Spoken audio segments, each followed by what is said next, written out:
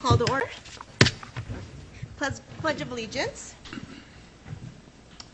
I Pledge allegiance to the flag of the United States of America and to the republic for which it stands, one nation, under God, indivisible, with liberty and justice for all.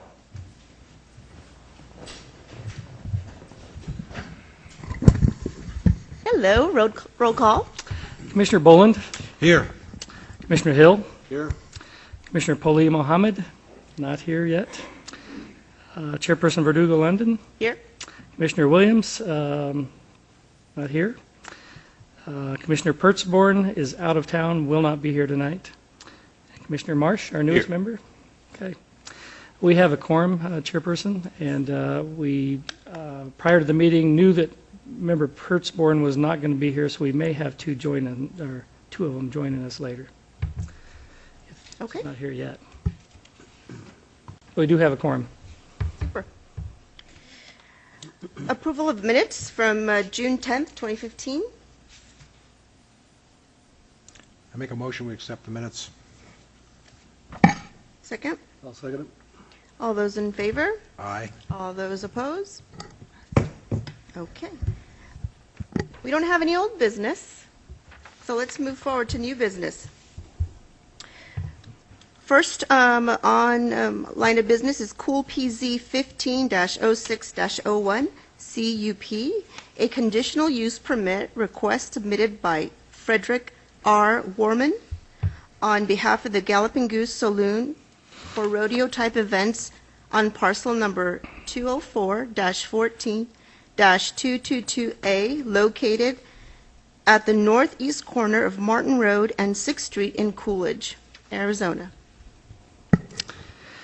Thank you, Commissioner, Commission Chairperson. For tonight, for the benefit of the audience, I'd like to, and the Commission members, I'd like to introduce you to our newest member, Joe Marsh. He was just appointed by the City Council to serve on the Planning and Zoning Commission. We're really happy to have you, Joe.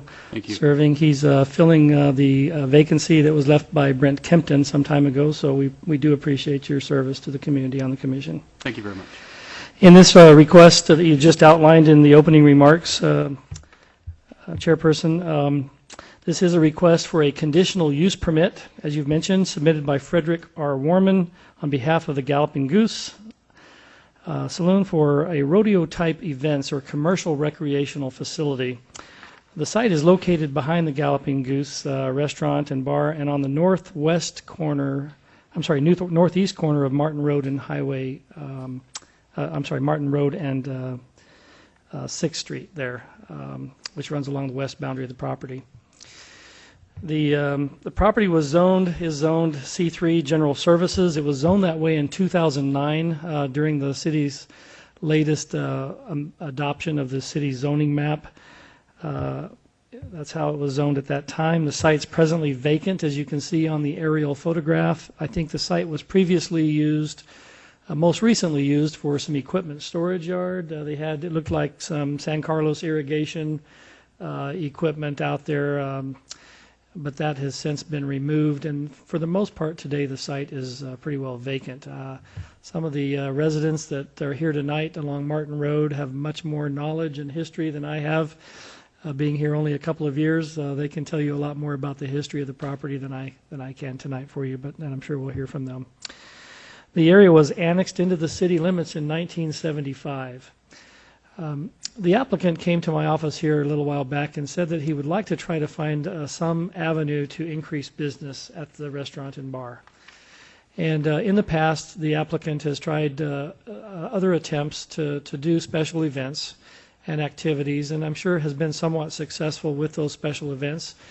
But he does know a promoter that is renowned, actually from Coolidge, who does rodeo event promotions, and felt that this site behind the Galloping Goose on this property would be a good venue for that type of an event or activity.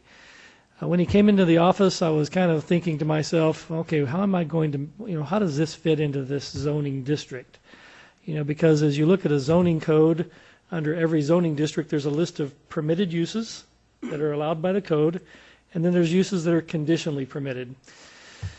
Well, nowhere in the code does it talk about rodeos or, so that's something that's kind of unique. And so you have to be somewhat open-minded as you evaluate these uses that come in from time to time. And you think, well, what's the best use that fits this zoning district? And if you look under conditional uses or conditionally permitted uses, there's a use that's called commercial recreation. And that really is what a rodeo is, really a recreational use, outdoor recreation, and it's a kind of commercial. And so I told him that if he wanted to pursue this, he'd have to go before the Planning and Zoning Commission through a hearing process. We notify surrounding property owners, and staff has an opportunity, as the name implies, apply conditions to the use, because these types of uses, because of their nature, can sometimes impact surrounding uses. Whether it be by noise or glare or dust or odors or other activities. So the purpose of tonight's meeting is to share with you staff's findings, to provide you with a list of recommendations that the staff has come up to in proposing to, if you're to recommend for this, and then to hear from the public. They may have issues or concerns about conditions or about the use. The applicant may have concerns about some of the conditions that we wrote. You may have conditions you want to add as well. So that's the purpose of the public hearing, is to address this issue in more detail.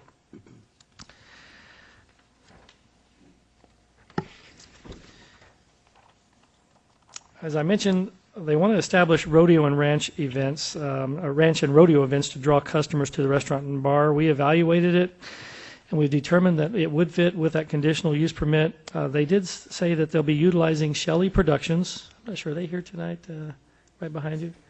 Okay, you can introduce them in just a minute, but Shelley Productions, they're an event production company that has specialized in renowned ranch and rodeo events across the country for more than 20 years, with a special emphasis on team roping activities. Shelley Productions is based out of Coolidge. The events that they propose here would include, but are not necessarily limited to, barrel racing, weekly timed rodeo events, amateur calf ropings, and team ropings with free entertainment to winter visitors through the winter months. I'd like the applicant to talk a little bit more about if it's just the winter or if it's year-round. I don't know. We may want to hear more about that. Most of this came right from his letter when he made the request. A more complete description of Shelley Productions and their plan for the Galloping Goose property was attached to your staff report. There are a number of issues that we identified that we need to address or should be considered when we look at this type of activity in a more urban setting. You know, if this were out in a rural area around a bunch of other horse properties, these issues probably wouldn't be as commonplace, but because you do have immediate neighbors to the west, that's a residential single-family neighborhood. You have the IGA Shope's grocery store to the north. Obviously to the east, you've got vacant property plus the age-restricted manufactured home park. And then to the south, it's primarily vacant agricultural land now, but there was a rezoning a few years ago to rezone much of that property, 70 acres of it, for a master planned RV park / manufactured home park called Copper Sky. And I know that that property owner still has interest in pursuing that development. I received a call the other day about this activity from that property owner. They may or may not be here tonight, expressing some concerns about the use and how it might be, how it might impact their future plans. But the conditions that we saw as issues here were the open consumption of alcohol outside of the restaurant and bar, dust control, noise levels, odor controls, solid waste disposal, restroom facilities, ingress and egress to property from Martin Road, because that's how you do get in and out of this property, from Martin Road. Any outdoor lighting that they may be using, the housing of horses or other livestock, live entertainment, and then site improvements, right-of-way dedication, and so forth. So in our findings, we did find that the site itself is really large enough to accommodate the proposed use. If you look at the, let me go back. Let's take a step back here. I'll go through these slides real quick. As you can see, the property has a current general plan designation as downtown core. Everything in the blue is our downtown core, and it really follows the historic commercial strip land following Highway 87 all the way into the historic downtown area. So we call that downtown core, and then everything around it in yellow is urban neighborhoods. So that's where your residential homes begin to fit in. This is the existing zoning exhibit. The Galloping Goose is right here on this property. It's zone C2, general business, and then this property down here, the light blue, is zone C3, general services zone. You have some planned area development down here, which is where I talked about the, they have that RV park proposal. You have R1, single family residential. R5 is the Hohokam in RV park. You've got some multifamily, R3, some ag across the street, and then you have some industrial here as you're coming in on Highway 87 south of Martin Road. This is the kind of the site plan that we worked with the applicant on. Their intentions are not to utilize this entire area for their rodeo event activity. The activity area, as you can see, is kind of this area here, which represents probably, maybe 1/8 of the entire site. The pens that would house the livestock for the roping activities would be here. And then trailer parking, really for the contestants and for the trailers and for their vehicles, would be in this area. Now, the trailers will be bringing in, I suspect, the horses, for these events. And once they take the horses out of the trailer, there'll probably be a staging area over here somewhere, or in the area of the arena where they would probably bring those horses. But this is really for parking of trailers and contestant activity, parking area. This again shows the relationship of this site to the Galloping Goose, which is here. This is a vacant property that is not owned. This is a different ownership here. It's all vacant. The IGA Shops grocery store, and then you have some residential here.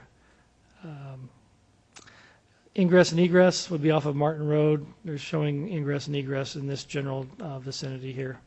I believe there may be another gate or curb cut down here if I remember correctly. Sorry, just a second, Rick. Where will the parking be for the people watching? There's one of the things that happens today, the Galloping Goose properties here, and you'll note that when the Galloping Goose was developed years and years ago, there probably wasn't a zoning ordinance. They probably didn't have a parking requirement, so they're pretty shy on parking in front of the Galloping Goose. In fact, if you look at the state highway right-of-way, much of this parking area is right in there next to the right-of-way.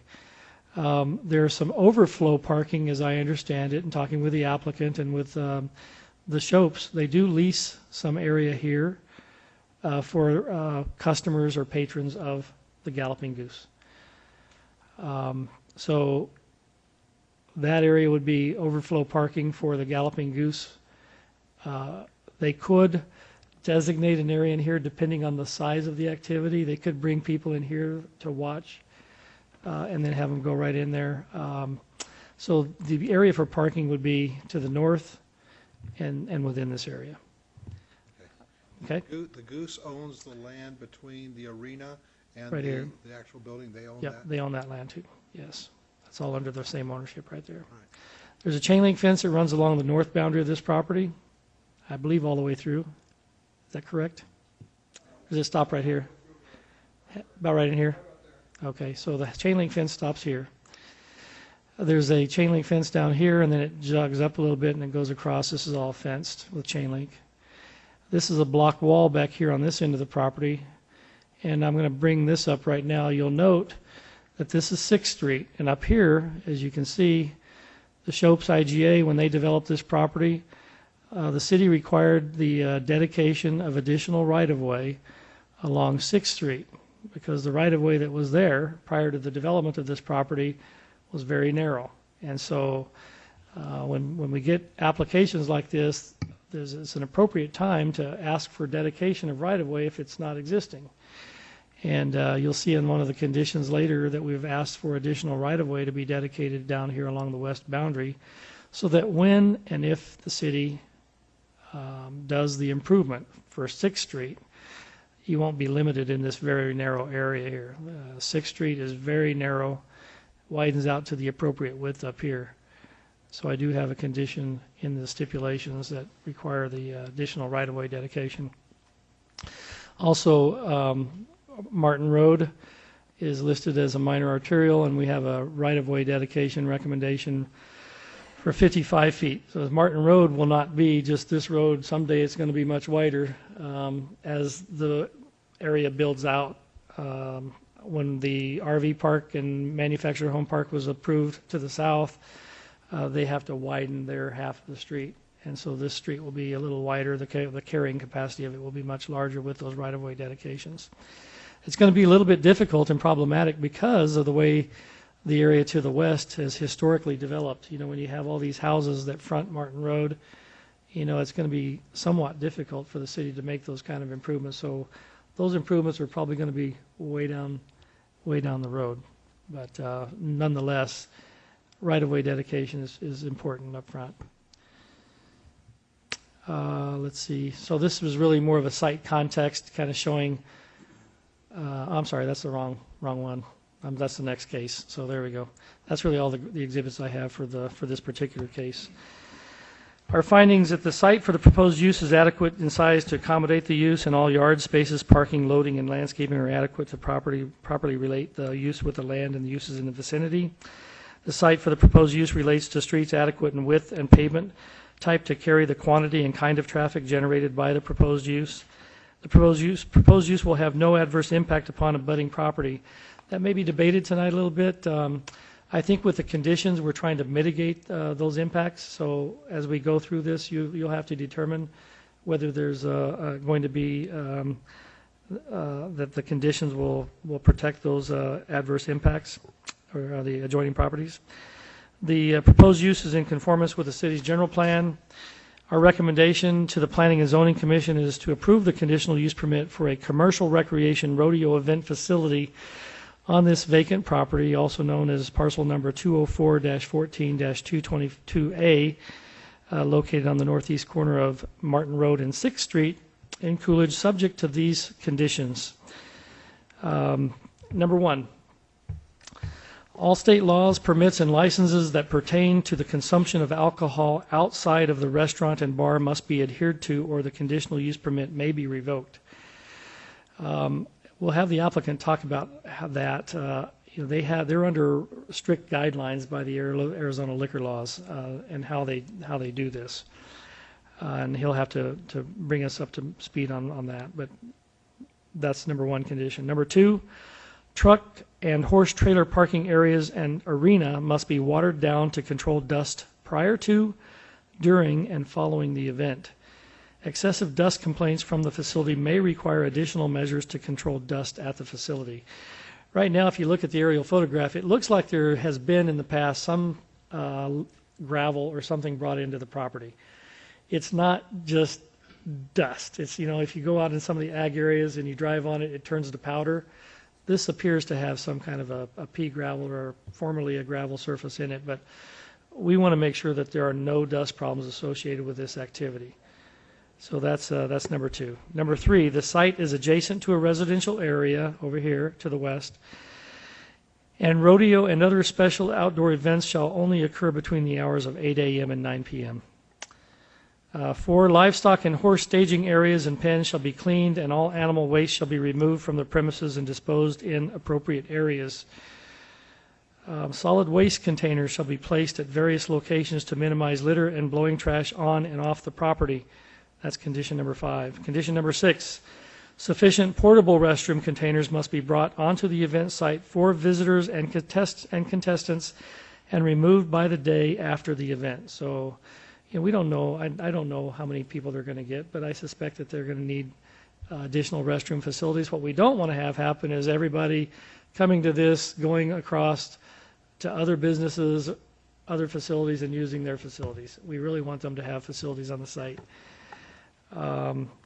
Truck and horse trailer ingress and egress to the site shall be from Martin Road and not through the overflow parking area. So ingress and egress for horse trailers and trucks are here, but not from, there won't be any horse trailer or access from this overflow parking area into the site. Outdoor lighting shall be screened from adjacent residential backyards along the west property of the site. So if they do have events and they bring in lighting, we want to make sure that none of that glare from those lights is going over and affecting these property owners here. And they can do certain things to minimize the glare and light going into that area. Number 9, the housing of horses and event livestock shall only be during the duration of the event. Livestock and horses shall not be on the property when events are not running. Number 10, live bands and entertainment shall occur inside the restaurant and bar and not outside. The noise level can be a problem, and if they have frequent outdoor events and activities, we really don't want to have that be a continual problem. Now, I'll let them talk about that, more. They didn't really address whether they're going to do this or not.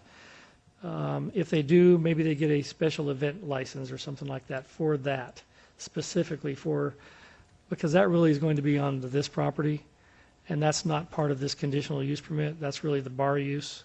So if they had an outdoor band or something here, like they already do have bands apparently that play here, if they have any outdoor activity on the bar, that's really not part of the conditional use site. So they could potentially get a special use permit or something for that. Let's see here. Number 11, chain link fencing along Martin Road shall be removed in this area and replaced with the gabion basket split rail fencing similar to the northeast corner of Martin. We've done this. We've tried to go in with a rural looking gabion basket split rail fence design. And we've used that in a couple locations. This property owner here agreed.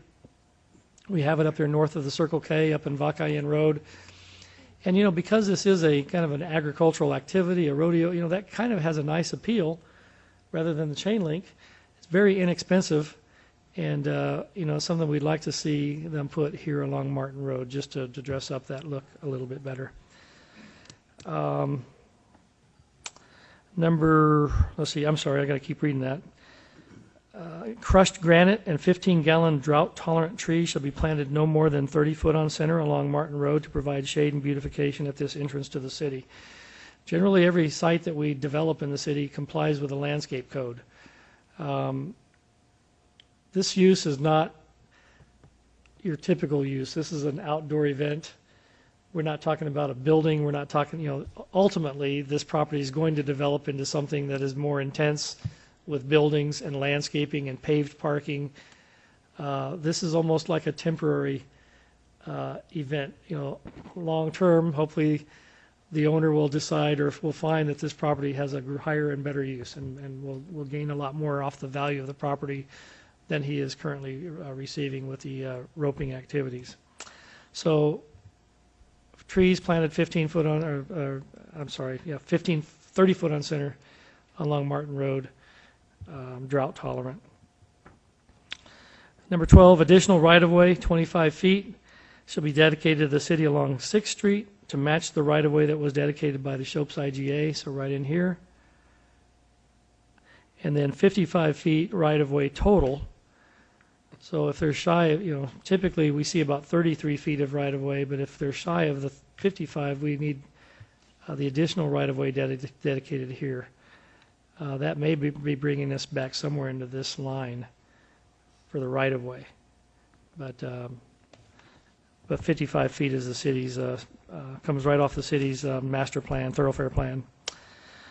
I added 2 additional conditions that the applicant did not get in the staff report, nor did you, and it was based on a phone call that I received. I'm thinking that one of the conditions we would like to add for your consideration is that no overnight camping is going to be permitted on this property. I'd like to add that as condition number 14. And then number 15, commercial recreation use is limited to the rodeo type of events. So when we talk about commercial recreation, it's specifically for this type of activity, the way it's described here, that it wouldn't permit them to come in next year and put in a carnival on this property. That's not the type of commercial recreation that we're looking at and considering tonight. What we're considering is the rodeo events. So if they come in with another type of commercial recreation, they'd have to come back through a conditional use permit to have that reviewed and approved. And that would be the condition number 15. In the ordinance, the city's zoning code, it says the commission in approving a conditional use permit shall be It shall by resolution adopted by an affirmative vote of not less than the majority of all of its voting members find as follows. And then there's a whole list of conditions that you can consider. One of the things that I did not put in here that you could consider the duration of the activity. Or this could be up for periodic review. You know, we don't know a lot about this event right now. We don't know a lot about what impacts potentially could happen here. So you could put a condition on here that gives it a period of time, and then you could reevaluate the conditional use permit to see if it's doing what we wanted it to do, and you could put a time period on there if you want. With that, I don't have anything additional to add. I'm here to answer questions of you or the public. And Item number 2 under conditional use permit, is that a carryover from some other? Yeah, you're talking about the other on the staff report? Yes. I'm talking about the main memorandum. General condition at the bottom. Oh, yeah, the general conditions? General conditions, number 2 at the bottom, very bottom of page 3. Okay, the right to use and occupy, is that what you're talking about? No, the one under that. Yes, Okay, the one down. I just listed all the specific or special conditions that I read off are special conditions that the staff came up with. The conditions below that, it says the following general conditions are applied to every conditional use permit. And so that comes right out of the code. Those other conditions come right out of the code. So there's no plan for them to cultivate and grow marijuana at this location? No. Where's that at? Do we have that? Oh, Number 2. Right there. Number 2. oh, you know what? That is a typo, I guess. That came off of a prior conditional use permit. Or there's a whole different thing going on that you guys haven't really Yeah, made clear. yeah. Thank you for bringing that up. That was one of those forget to cut and paste issues. But these are general conditions. If you look at the general conditions, number 2 is the let's see, we'll take that one off. We don't need that one on there, so strike that one. Number 3 is the same as the ordinance.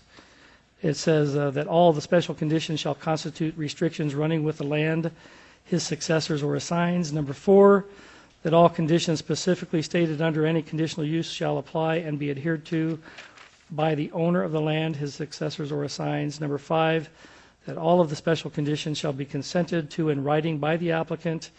Number 6, that the resolution granting the application together with all consent forms shall be recorded at the county recorder's office. And so that resolution you have, I put it on your desk tonight. That's what they would have to consent to, with any other additional stipulations or deletion of stipulations in here. Thanks for bringing that to my attention. I didn't catch that one, but strike number 2 on that section. I just thought it'd be fun. Thank you. Well, this is a public hearing, and Mr. Warman, would you like to come to the podium and answer some questions for us, please? If you'll introduce yourself and give us your address, please. Hi, my name is Scott Warm from the Galloping Goose. With me tonight, I have Mr. Ray Siggins with Troy Shelley Productions. Property address is 1980 South Arizona Boulevard, Coolidge, Arizona. My home address, or? Oh, you just identify yourself, Yeah, that's all. Thank Galloping you. Goose. So a couple of questions. Could you explain to us, please, about the alcohol consumption and how that process and what we should be expecting? Well, the alcohol consumption is going to be in our current area where we're permitted to serve alcohol, which is this entire lot here, right here. We're going to have grandstands or seats set up here on this lot where we'll be serving alcohol, and we're going to keep it off of this lot. So it's where we currently serve where we're allowed to serve alcohol. Right now, it's mostly in our back patio and in the bar, but we are permitted to serve all the way out to that first property. Your alcohol service must be within a fenced area, is that not correct? I'm not sure. I I believe it is. I was in the liquor business for a while, and I believe it has to be in a controllable area. And it currently It is in cannot a be fenced. open consumption in Arizona in an open, like in a parking lot. Okay. It currently is in a fenced area. I'm 10 years out of the business, but that was a pretty strict rule back in the day. Yeah. Well, It probably is, and we are in a fenced area currently. Right. Don't you have music on that patio? Live bands that go out on the patio and play? On occasion, we do have live music on in the back patio. It's rare, maybe 2 or 3 times a year. But you do, and that could become part of this event. Is that not true? That would be true. If we have bands in there during these events, it would be part of the event. But most part, our live bands are inside the building. We haven't had a noise complaint in the 6 years I've owned the property. We've never had a noise complaint. Mr. Miller, may I ask a question? Is this that we're talking about tonight only have to do with the lot itself and not with what they're doing on their other adjacent property? Same question. The conditional use permit is for this property here. It's on this property That has here. no effect with what they currently own. It really is it's while they are connected though, he's trying to make the connection between these. He's doing this activity to increase business at his establishment. One of the things, he's right. The alcohol consumption, obviously I didn't want to see that happen out here unless it was complying with the liquor laws, that you are referring to. But he could, he could put his if he's having outdoor bands now on his property, he's entitled to do that.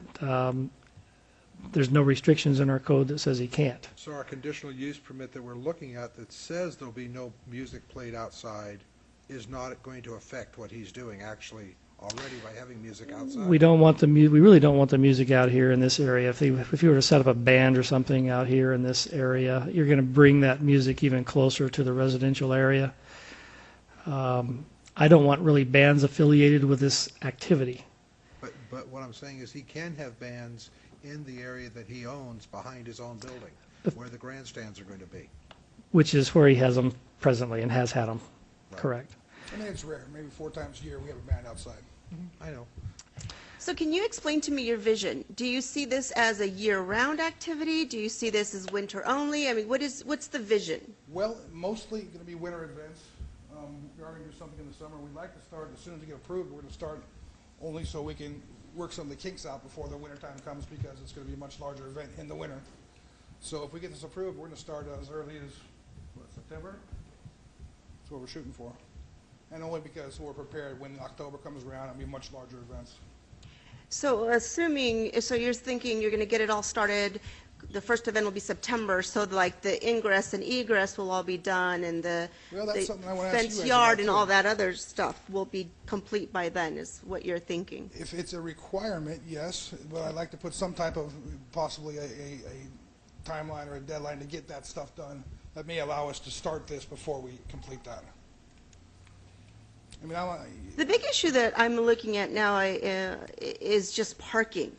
I feel like this might become a really big event. And number one, do you have enough parking spots out there, even with the overflow?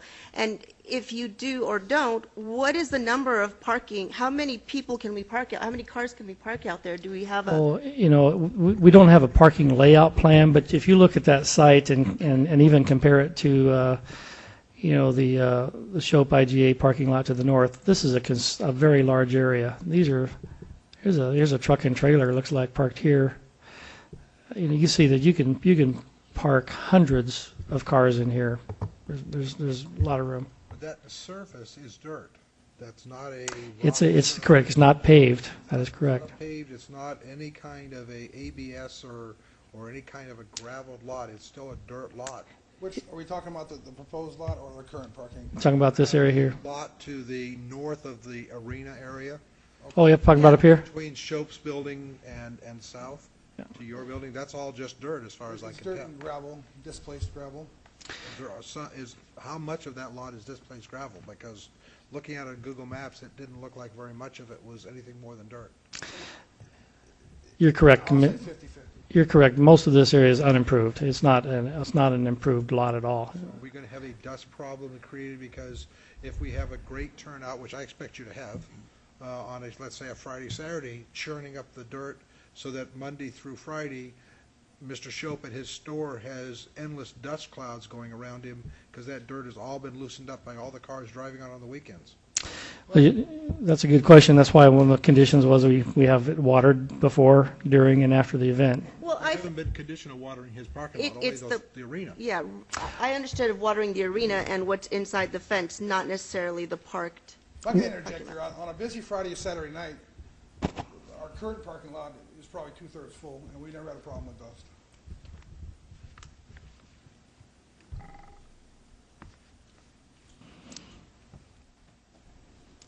If this We event, also- I'm sorry. We also plan on bringing in, what are we bringing in, Ray? Sir, if you'd like to come up to the podium so we could hear you, please. He'll tell us a little bit about what we're going to do here for dust control and If you could introduce yourself, please.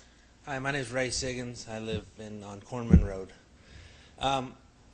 We obviously need to put gravel down in the parking because the trucks and trailers, we don't want dirt, and we're going to gravel that. And the arena itself, we're going to bring in a horse mix, which is a crushed granite sand mix for the footing, and it's a dust controlled substance that we use.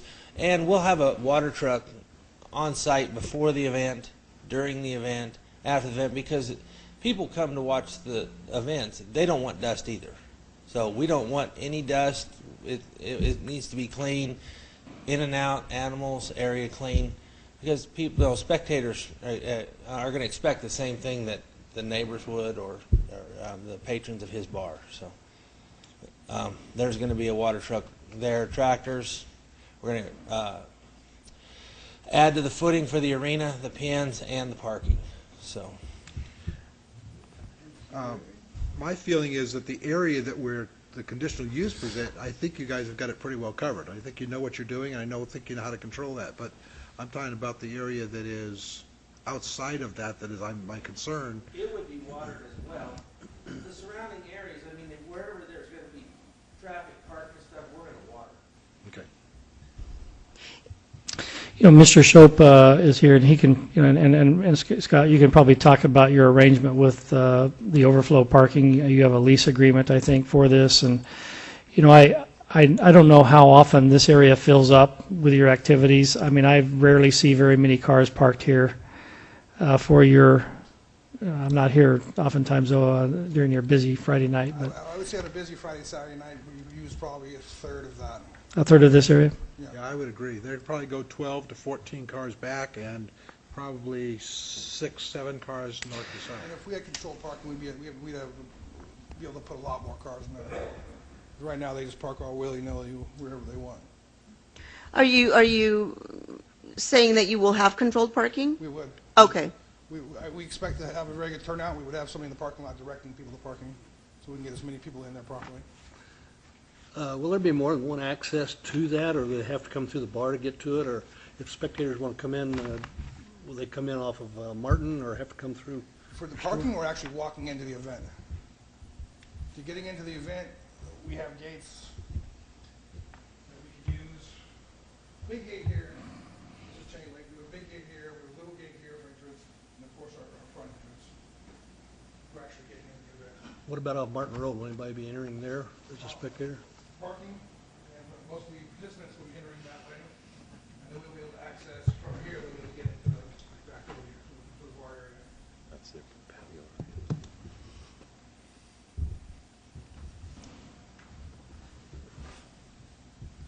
One thing that when we set this up, we created pretty much a natural barrier using the arena from the participants, the horses, the trailers, and everything, which would be on the west side, from the patrons for the bar, people, spectators, the people that come to view it. They're going to be separated by the arena, the contestants, the horses, so that we can pretty much keep the spectators and the participants and everything, everybody can coexist. We don't want people wandering around through the horses and stuff, so that we can protect everybody and keep somewhat everybody going in the right direction.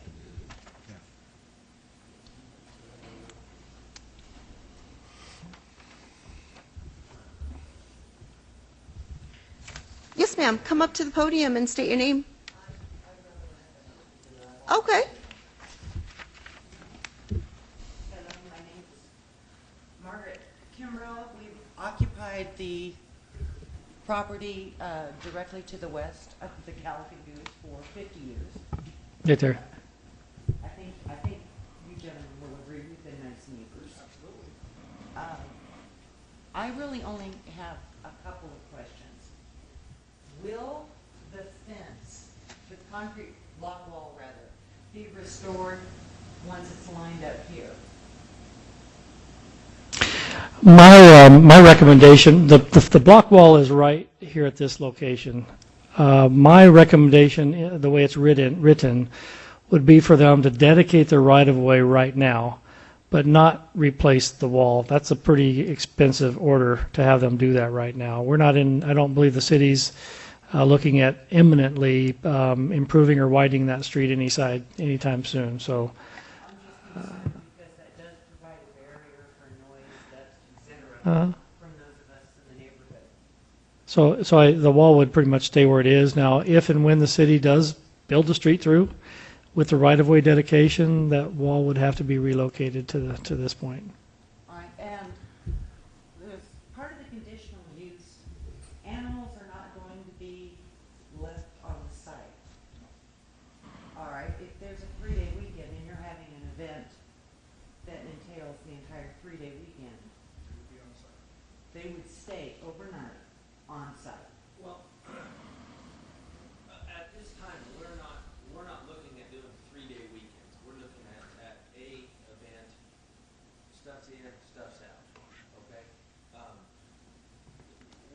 We haven't gone to doing a 3-day weekend, and even then, we would not leave the skiers and stuff there overnight. Oh, it's okay with me, it lines up in my backyard, I'm having a barbecue. We're not planning on, we have 1,000 steers, and we keep them down on Foreman Road, east of 87 on that ranch. Oh, yeah, Uncle Clarence is in. Yes. That's fine. So that's where the cattle, we've had them there for years, and that's where we keep the cattle. So it's 8 miles. We have semis, and it's pretty easy to put them there, take them home.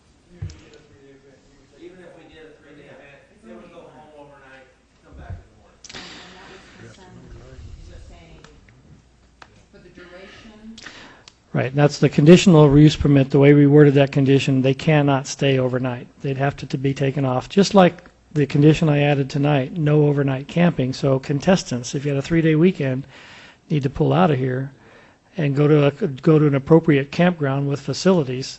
And it's gonna be, it's easier for us to take them home, where we have our big lots, and bring them back in the morning. It would be to try to create enough pens there to comfortably feed them and keep them overnight. It's not feasible. So everybody's gonna go home at night, come back to the next day. okay, and the last thing I want to point out is the egress for Martin Road. This is a chain link fence, this is a bar ditch. It's going to require something different, a big ditch, and driving through that's not going to be good. So that in itself is going to churn up dirt as you're pulling in the horses and people are parked. Now, obviously, wherever we park and drive, we're gonna have to put gravel, because we do get some rain there. And we don't need everybody's stuff, so we're gonna have to address that. I think what my sister also was trying to say, because of the bar ditch, you're gonna have, when it comes to the height down and build a split, you don't want to get it, you're gonna have to fill the level with two, so you can get, We'll do what we have to do, and it'll be done right.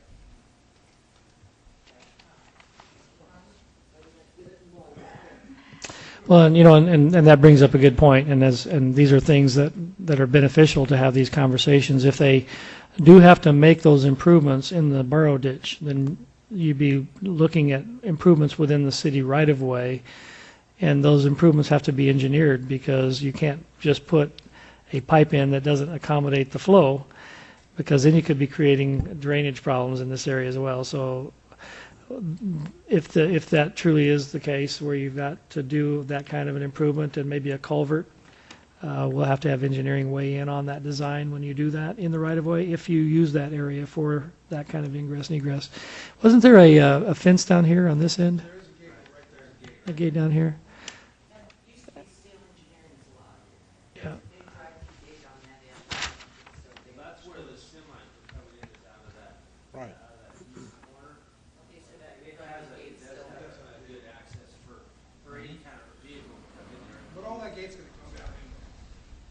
I believe there's a second cutout somewhere on Martin, isn't there? Mr. Workman, could you come to the podium, please? Thank you. I believe there's a second access or cutout on Martin, isn't there? Is there only one? I think there's, it looks like to me there's one here. I thought there was. I see, it almost looks on the aerial that there's one there as well, but I thought there were two. But, you know, one of the things we did when we looked at this is how can we accommodate this kind of an activity, an event that may have some appeal in Coolidge because of our area? Can we accommodate it without doing too many improvements that make it ineffective cost-wise? You know, some people say, well, how come you don't make them pave the area?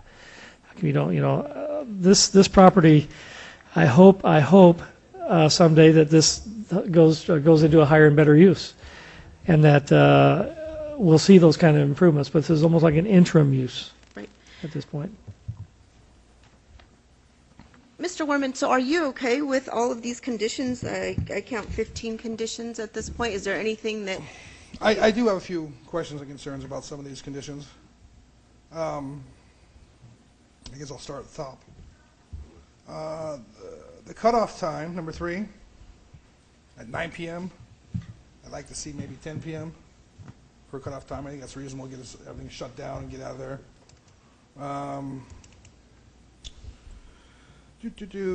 The number 6 about bringing in restroom containers, which we would bring in for events. Some weeks we may have 2 events, and this is saying that they want us must be removed by the day after the event. Say we have an event on a Wednesday and possibly another event on a Friday. It makes no sense to take them out and bring them right back to me. I'd like to be able to leave them there until Friday.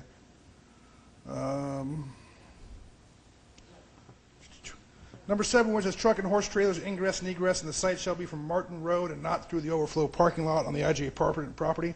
I want to make sure that if we do have a successful event, which I expect we will, that if we need to, trucks can come in, drop off their trailers in the back, and then go back and park in the overflow parking if necessary. I don't want to restrict them from parking there, which just kind of sounds like they can't.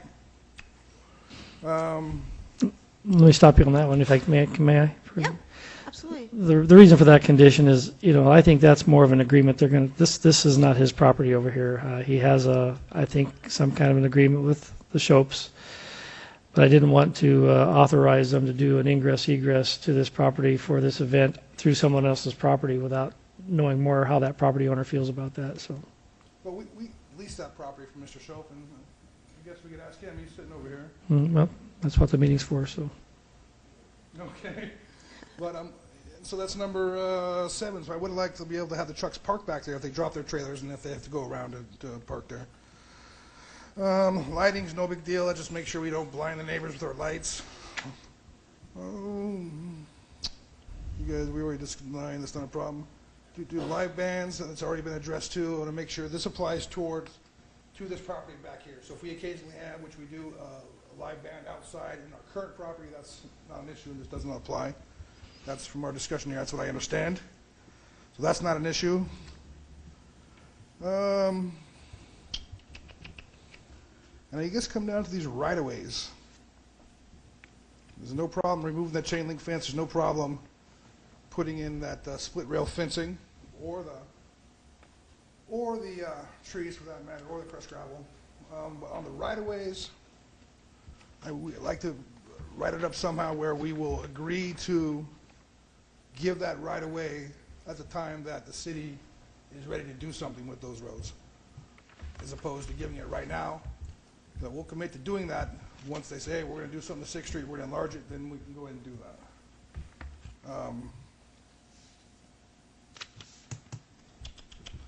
The block wall is kind of an issue too, because with that right-of-way given away, that go past the block wall back there, which is a very nice sound barrier for neighbors back there currently.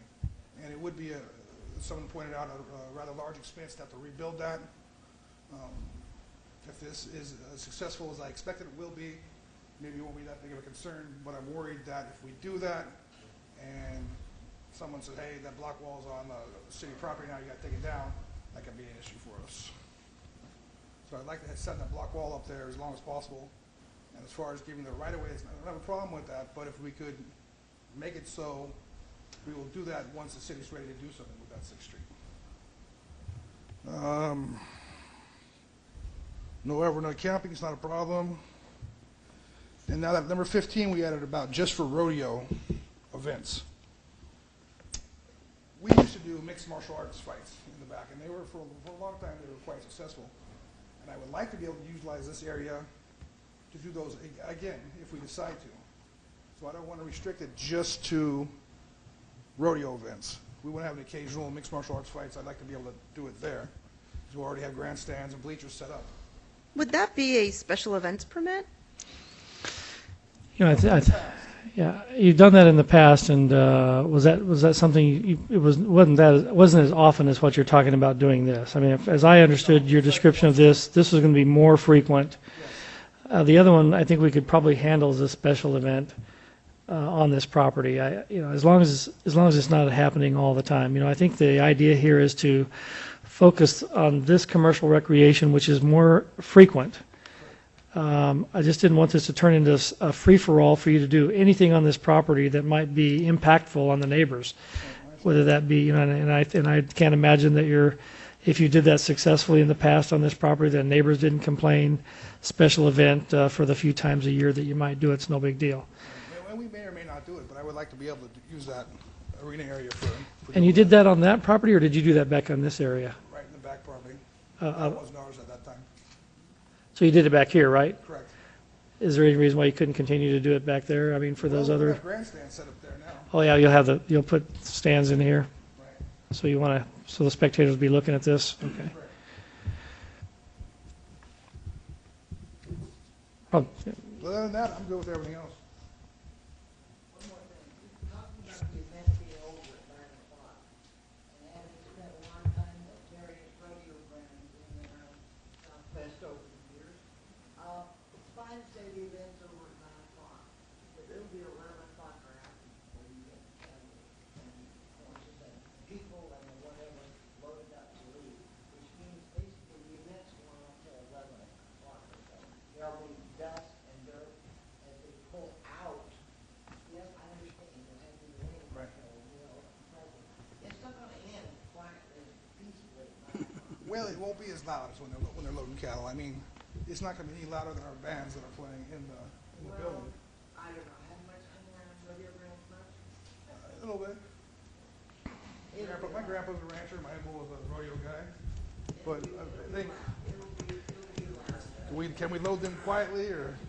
Yeah. Because I would like to see that time extended from 10 o'clock. Now to be quiet with the film. No, and I understand, but as we're going to be doing this on a nightly basis, we've put a lot of thought into how to set this up to where we can get our cattle and people in easily and out of there easily. It's not like a rodeo where it's going to last all weekend and they don't really care. Everybody parks just however, and you know they got trucks and trailers scattered all over. This is going to be we're going to set it up to where everything flows in and flows out. So hopefully it will be in peacefully and quietly as possible. You know, we'll we're going to bring, you know, we're looking at one load of steers, and they'll load and be gone, and the people will be out of there, and in a timely manner. Yeah, hopefully they're going to be in the bar drinking if it all works the way we want it to work. Yes, that's. Since your neighbors are two of the oldest existing buckle buddies in the world, we have no problem working along with you as long as you realize we're residents. We're there all the time. Right. The issues you have, we have the same issues. We can't have dust flying around when there's spectators. We can't. It won't work. I don't wanna be the one to clean your bar after a dusty event. Rick, what about that, the event from 9 to 10?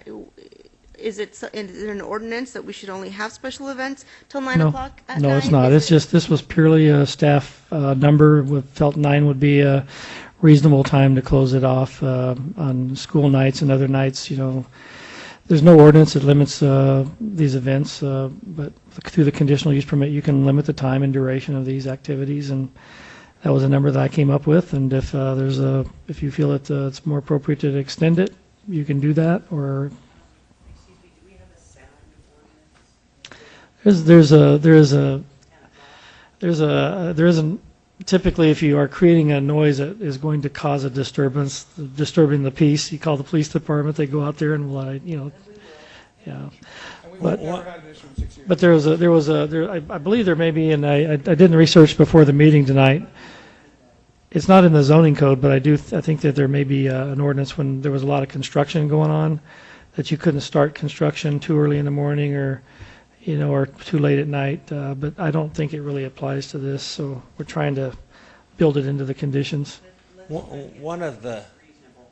We want to promote business for the town of Coolidge.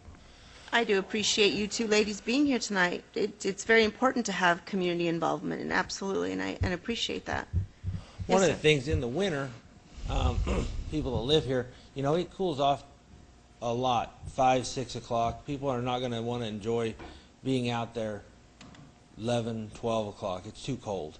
We're going to try to run those events and be done, at a early hour where we can, before it gets real cold. In the summer was when we were talking about till 10 o'clock or something, just because of the heat factor is the only reason they wanted to extend it. But in the winter time, we don't want to run late because we want to have it during the nice part of the day. So. I'd like to hear from Mr. Shope, who's standing back there in the back.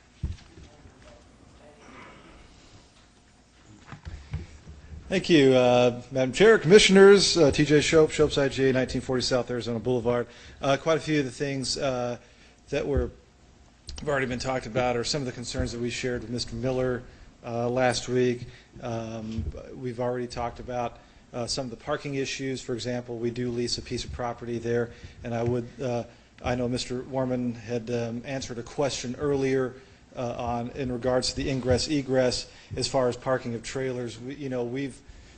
That is something I do think that is workable, us communicating with each other, and I know that we don't necessarily have a problem as long as obviously they're being unloaded in the area that is designated as tailgate or trailer parking, and then being parked off to the side away. Obviously he doesn't want that taking parking spots away from his consumers who are going to be going into his bar or to the arena to watch the event.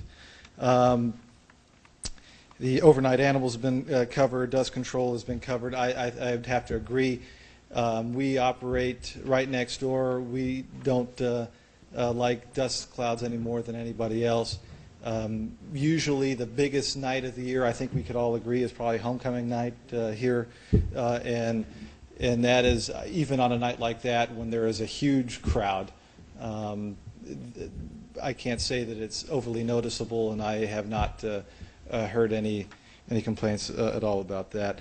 The property line thing was brought up with Mr. Miller. I know we talked about 6th Street. My understanding, and maybe this would be something of clarification for Mr. Warman, when I spoke to Mr. Miller, this was something that would be dedicated, but a wall wouldn't be coming down anytime, like tomorrow or anything like that. Correct, Mr. Shope. My idea when I wrote the staff report was at least just to get the dedication today, which is nothing more than paper dedication. The wall would stay where it is until such time that the city deemed it necessary to widen 6th Street, but it would stay where it is. But getting it dedicated now gets it into the city's hands for future expansion of the road. If we wait, somebody forgets, it gets missed. If it gets dedicated now, it's something that we have and we can expand on later. Same way with Martin Road down here. I think your bigger problem on Martin Road would probably be every single resident to the west of that. Eventually, that's just yeah. that's just a observation. Yeah. The property, the parking on the property. Obviously this is something else that we are in business too, have been for over 60 years, and that is a lot that obviously doesn't necessarily make us, as far as a profit margin, what we would like it to make. And anybody that is involved in business and has opportunity at some point, maybe that they would like to sell to somebody or lease to somebody who would like to put a strip of shops or something like that. What does that do in the future? That's not a question for tomorrow. I mean, there's nothing like that going on. But that is possibly a question for 5-10 years down the road, should that opportunity arise, and what type of parking would be made available to this business if that were to happen. Bathroom facilities were talked about already. Ultimately, look, I think that we do share a business relationship with Mr. Warman. When I first heard about this, I instantly thought of the Buffalo Chip in Cave Creek as kind of something in my mind as something that is very successful. And if you don't believe it, why does Fox 10 and all the other TV channels at least spend one day a year broadcasting live from there every year? I think that this is an opportunity to bring some life into the south part of the community, and we look forward to continuing to have a good neighborly relationship. But there were obviously some of the concerns that have already been addressed are the concerns that we share as well, and but I don't view anything as being a major impediment going forward. But I'd be happy to answer any questions that you have. Mr. Miller, do we have a code that says what a parking lot surface is supposed to be made of? Yeah, the parking areas are supposed to be paved with asphalt or concrete. However, Waiving that in this case? what's that?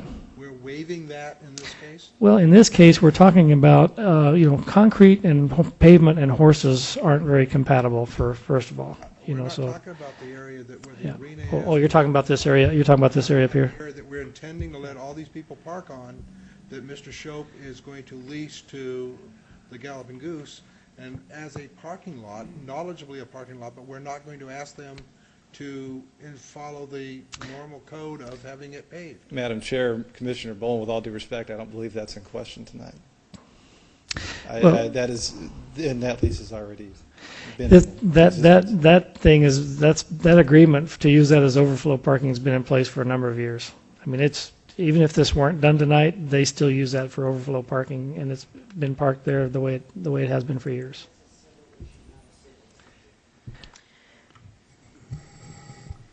And it may not be in question tonight, but what is in question, and we're here to talk about dust control and ingress and egress even of the parking lot, so that area may not be in question, but if it's not controlled properly with dust, then it could be potentially a health hazard for the community, for the residents along the other side of 6th Street. And so that's what my concern is. Most definitely, yeah. Mm-hmm. And I believe that that's already been addressed in some of the things that have been spoken about. I think the biggest thing here to keep in mind is these folks want to put on an event down there and don't want their fans to be inundated with those things either. Otherwise, they won't show up the following month. And I don't think that that's anything that they would like to have happen.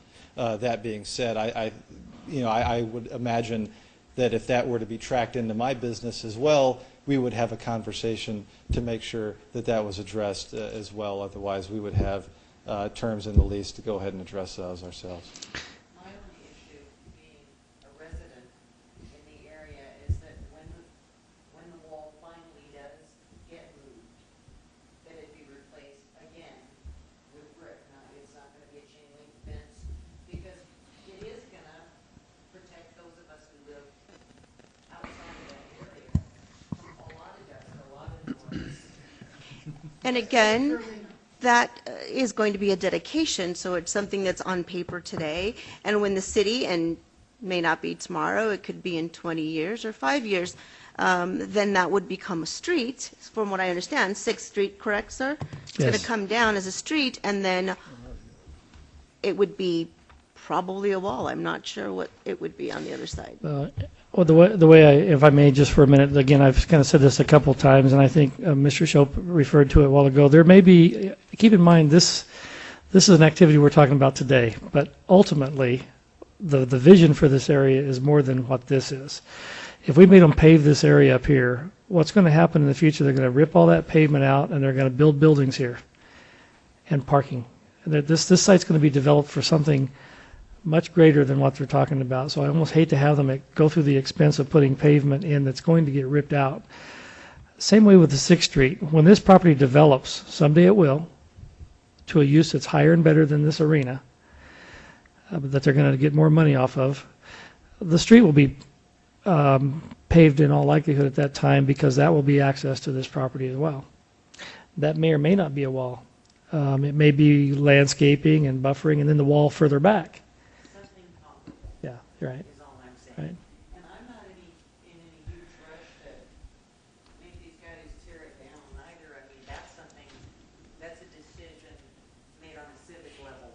I don't think it'd be torn down until they decide to do something with Sixth Street, which I can't imagine is very high priority.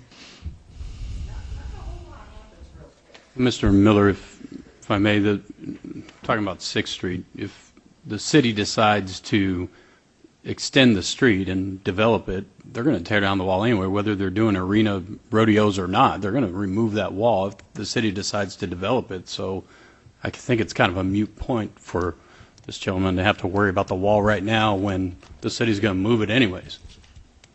I think her concern is rebuilding another wall. For Sure. the sound barrier. Sure. Yeah, fine, just something comparable to keep down the dust. Well, like Mr. Miller said, it might be egress and ingress at that point off of there, depending on the development, whatever it is. Sir, would you like to come up to the podium? Introduce yourself, please, and state your name and your address. My name is Jack Barinholtz, and I've lived on Douglas Avenue for about 19 years.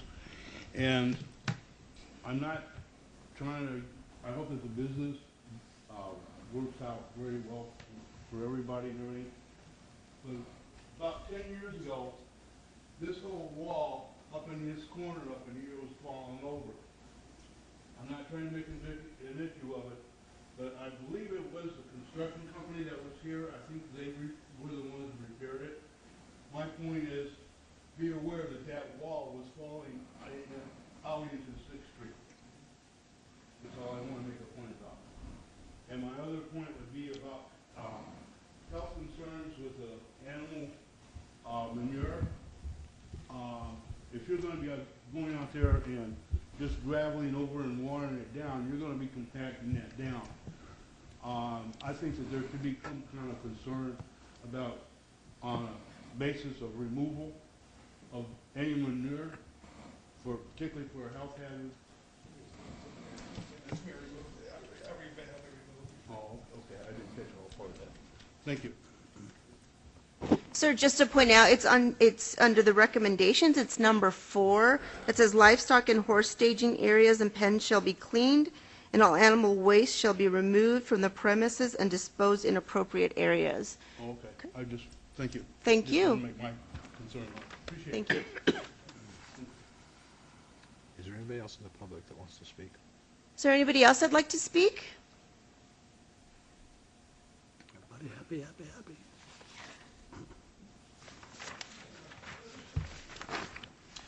Mr. Miller, can we make this conditional use permit a time-limited thing that can be reviewed again in a period of time?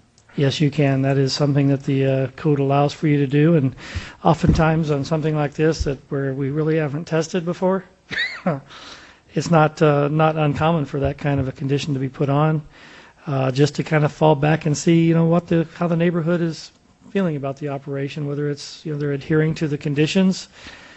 In a conditional use permit, if they don't adhere to these conditions, it can be revoked. It's a zoning violation, can be revoked. Even though it's recorded, if they're not adhering to the special conditions, it becomes a zoning violation, and you can revoke it. One thing I had a question on before we started was running with the land. I think that should be removed and put a 5-year term on it or something, and then You can't do that, because that's what it does. The specific conditions say that it runs with the land. It's recorded and it runs with the land.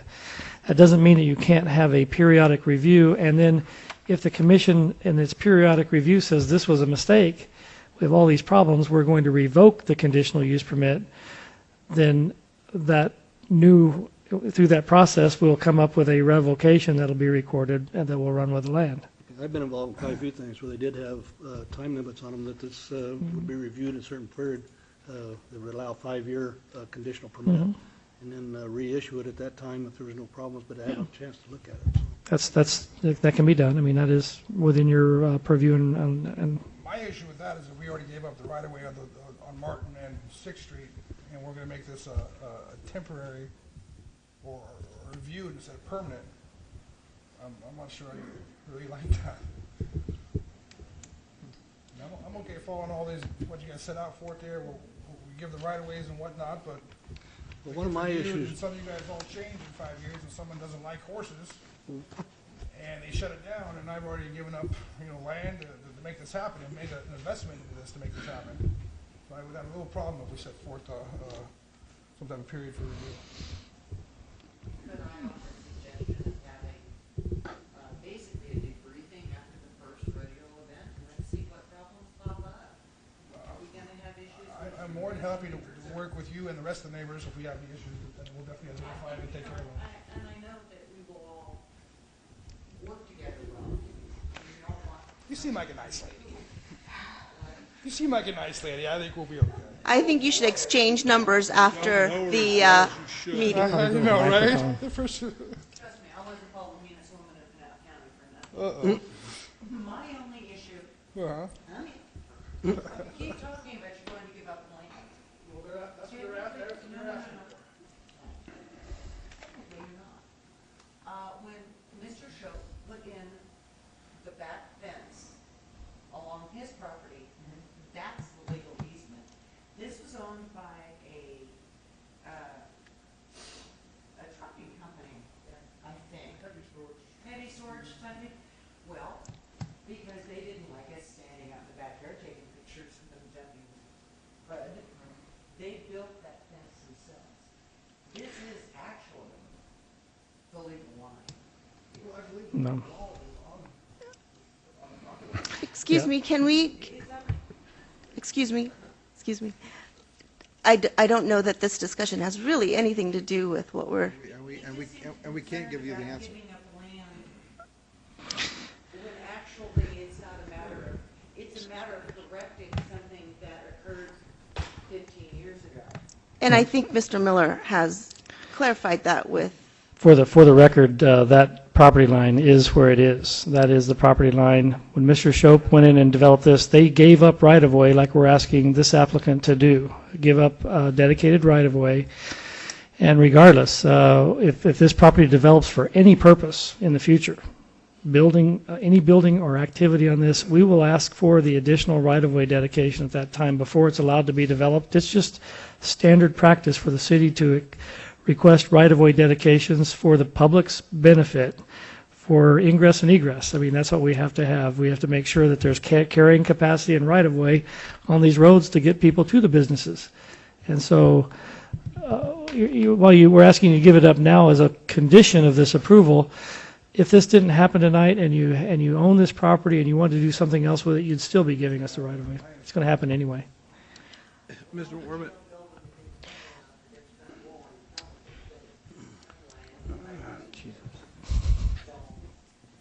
yes, Mr. Bond. You don't really understand my concern. My concern is not that, I think you're going to be extremely successful. I think this idea is awesome, actually.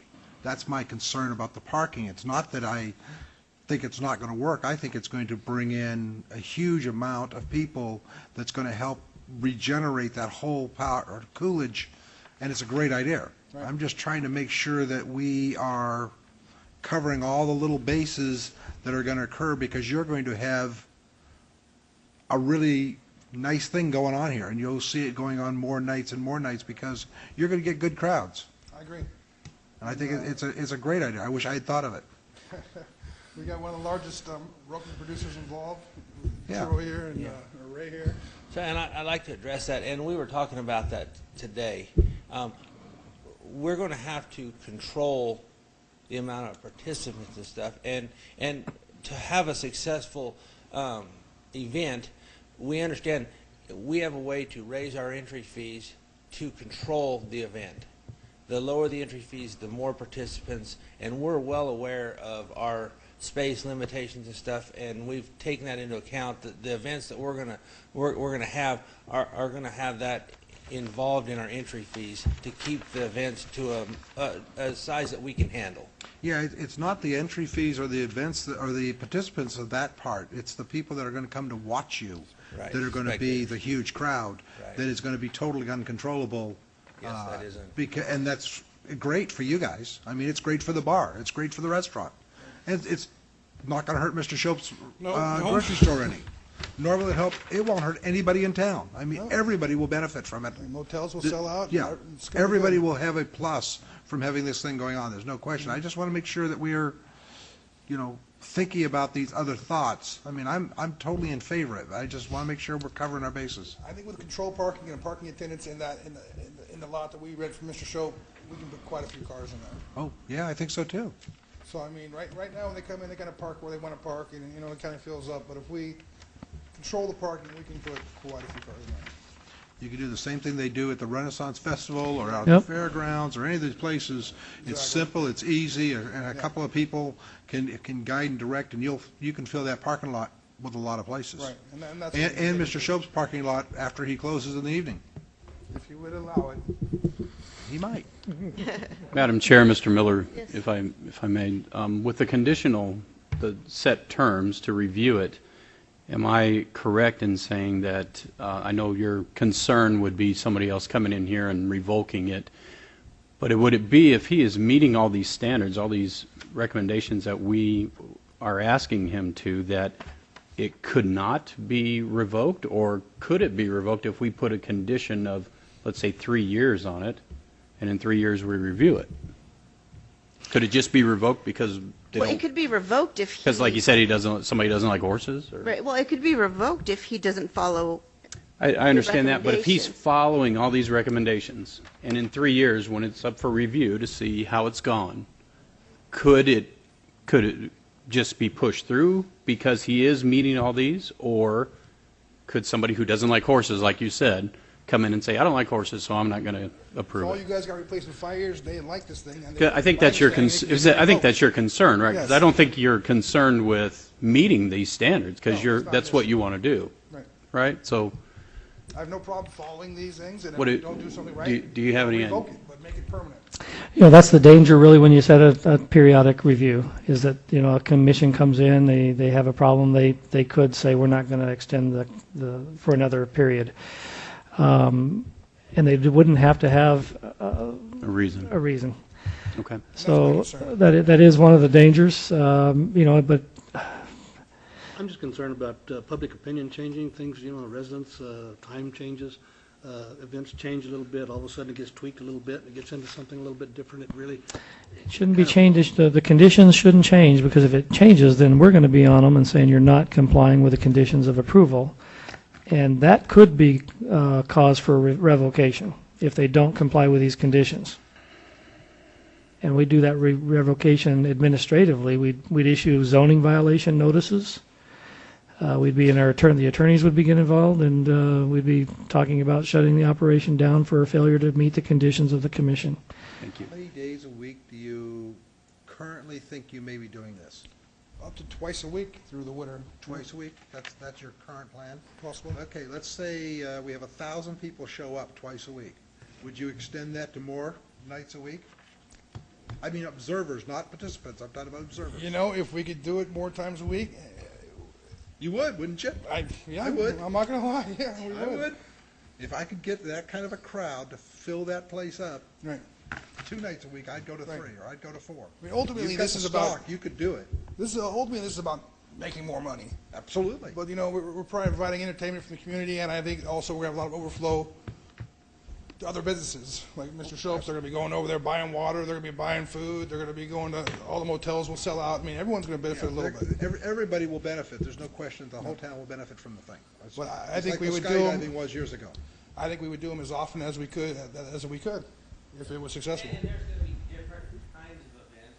Sure. Barrel racing, That's right. some modified rodeos, team roping. It's not going to be the same thing. So there's going to be a different crowd that comes in on different nights to enjoy those events. Or just people that want to get out of the house and see something. That's right. That's what it's going to be. It's going to be like a little carnival down there, for people that like horses, and most of this town likes horses. Right. We're not giving him a set time or days during the week he can, or giving him any kind of limitations on the number of events he can have there, correct? Correct. No, Okay. Correct. That, my concern is being overwhelmed by a really successful event, where the parking is not only full, it shows, but across the street to the south, and, I mean, every place they can put cars, because they become a really successful event. And I can see that happening. I would love to have that. Yeah, who wouldn't? I would love it too. People might move here and I'll sell a house. Right? You know, and it'd be really interesting to see what happens if it became so successful that it overwhelmed the site. There may be other locations that you could do it. I know that wouldn't be right behind your bar, but it may be something that someone else would pursue if it's that successful. There isn't anybody else that couldn't do something like that on a larger property somewhere else if it was that successful. Yeah, I'll figure out how to handle the parking. Anybody else would like to come up and join the discussion? If you'll please come to the podium.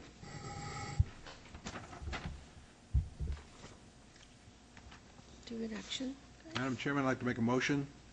Coolidge, Cool PZ 150601, that we approve the conditional use permit. Let me help you with this a little bit, because it's a little different, because this is the resolution. Remember that we have the resolution before you? Right. So as the commission approves the conditional use permit by the passage of a resolution, that would be resolution number 15-01 that you received on your desk. And what I did is I added the two conditions to this: no overnight camping, and I did add the condition in here that that this commercial recreation is for rodeo type events. Again, I think in our conversation and in the minutes, it doesn't preclude them from the special events that they might have a few times a year on this that's not a rodeo. But I think he did have a couple of other questions in here that might need to be clarified in the conditions, if you want to walk through those just to be sure. The hours and if I may, number 10, I just want to be clear on that, because you already have outside music, and in this it says has to stay inside, so I think that needs to be. It does need to be. It needs to be changed. Yeah, it needs to be modified, so that way people are clear that if it's on that whole property, your bar and the back lot, then that's okay, just not in the arena part. If we could modify it to say something like, not in the arena part without a special use. At the current standard or whatever, something like that. I think that we need to modify that to make that clarification. I think we just say that it is outdoor bands may continue on the Galloping Goose within the restaurant area. Restaurant and patio area. Restaurant and patio area. I mean, it's not often, guys. It's like maybe 4 times a year we have a band out in the back. And apparently that hasn't been a tremendous problem from what I've heard. So I just don't want to I want to be able to continue to do that. And then on number 3, with the time, I'd like to get that extended to 10 would be nice. Is there anything that in your plan right now that shows, other than the heat of the day, that 10 o'clock would benefit more than 9 o'clock? There is not. Just, we don't know at this time the number of participants that were coming. We want to stay within the regulations of this permit. So until we kind of get all the kinks worked out where we can get over at a good time, I hate to go over the 9 o'clock time. 10 o'clock basically would be a buffer for us. How long do they usually last, Ray? Ropings? Well, that's 3 or 4 hours? Yes, 3 or 4 hours. I don't have a problem with 10. Do you guys have a problem with 10? And that's what I said, it's going to take us a little while to get our team number down, how to control our team number. It won't be done. No, and we don't want to try to start at 5 o'clock on a weekday either. Well, they're not If gonna it's 9 be o'clock cleared out. in time. The event will end at 10. It's like a little league game. Well, if you think of the CAR, the racetrack, how long does it take to clear that out after they're done racing?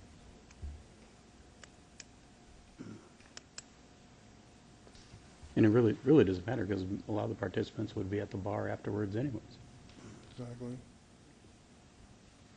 And this condition says that the event stops at 9. That doesn't preclude them from, cleaning up after the event and taking the time that they need to get out. It's just that the event stops at 9. Madam Chairwoman, I'd like to leave it at 9 o'clock at this point. Can they come in and ask for an extension of time later on? They can. They come back in and amend it. I want to leave it at 9 o'clock at this point, because they're gonna be flexible, first off. I don't think anybody's gonna suddenly turn off the lights at 9 PM and say you have to leave, okay? It's gonna, if it runs over for 10 minutes, 15 minutes, but and I expect it will. I think things are never going to come out exactly on a time schedule that you want them to in that kind of event. And you're gonna have to have some flexibility, but if you tell them 10, it'll be 10:15 or 10:30. We tell them 9, it's 9:15 or 9:30, then nobody's gonna be real upset, because 10 o'clock is when we want them quieted down. So I said leave it at 9 o'clock. The only problem with that, if the event is 3 to 4 hours, and we're talking about a 5 o'clock start time for roping, it's kind of early for some working folks. We would have to start at 5 o'clock, and 6 is pushing it. And you're right, it may run over, but also, going over, it gives you guys a right to revoke this special use permit too, and I don't want to worry about that either. Okay, so if we make it 10 o'clock and you go over by 5 minutes, we can revoke your permits and you'll be done? Wouldn't it be the same if at 9 o'clock though? Huh? Wouldn't it be the same if you made it at 9 o'clock and I went over 5 minutes? No, because they probably wouldn't do that. But I'm saying we add into this whole statement that a 5-minute overtime of that 10 o'clock means you're done. You're out of business. I wouldn't do it, because nobody's going to be there at 9 o'clock saying you got to stop instantly, turn off the lights. Okay? But if we made it 10 o'clock, someone's going to be there to do that? I mean, what's the difference? Because some people, neighbors might want to go to bed at 10 o'clock at night and they want it down. Right. And they don't want it to go over to 10:30 or 10:15 or whatever the time is. And then they get upset. But if it went over to 9:30 or 9:15, they wouldn't have much. There wouldn't be much of a bother, because there's still the 10 o'clock time. They're going to be thinking about going to bed at 10 o'clock. Yeah, I'm glad I didn't ask to extend it to 11 like I originally wanted to do. Yeah, you probably wouldn't have gotten too far with me on that. Maybe I could offer a potential compromise. Maybe we could go till 9 o'clock Monday through weekdays, and 10 o'clock on Friday, Saturday nights. That would be fine with me. I have no problem. So 9 o'clock 9 o'clock other than Friday night, Saturday night, 10 o'clock. Sunday through Thursday is a 9 o'clock. Sunday through Thursday, 9 o'clock shut down. Friday, Saturday, 10 o'clock. I'm good with that. That's why you get the big bucks. Okay, well, that was good. I'm glad I earned my bucks tonight. So, okay. Okay, now how do I? So we just need to, we'll make that, and as part of your condition change, we'll make that in, well, I'm going to have to go back and amend the resolution, but we're going to pass the resolution with these amendments that we're taking notes of. The commission chair will sign this. The applicant must sign this in writing before it's recorded. So we'll take notes of these condition changes. We go to number 6 here with the portable restrooms. If we're doing like a couple events a week, say we do one on Wednesday and we do another one on Saturday, I mean, it seems like it'd be easier to leave those restroom facilities at the location until Saturday.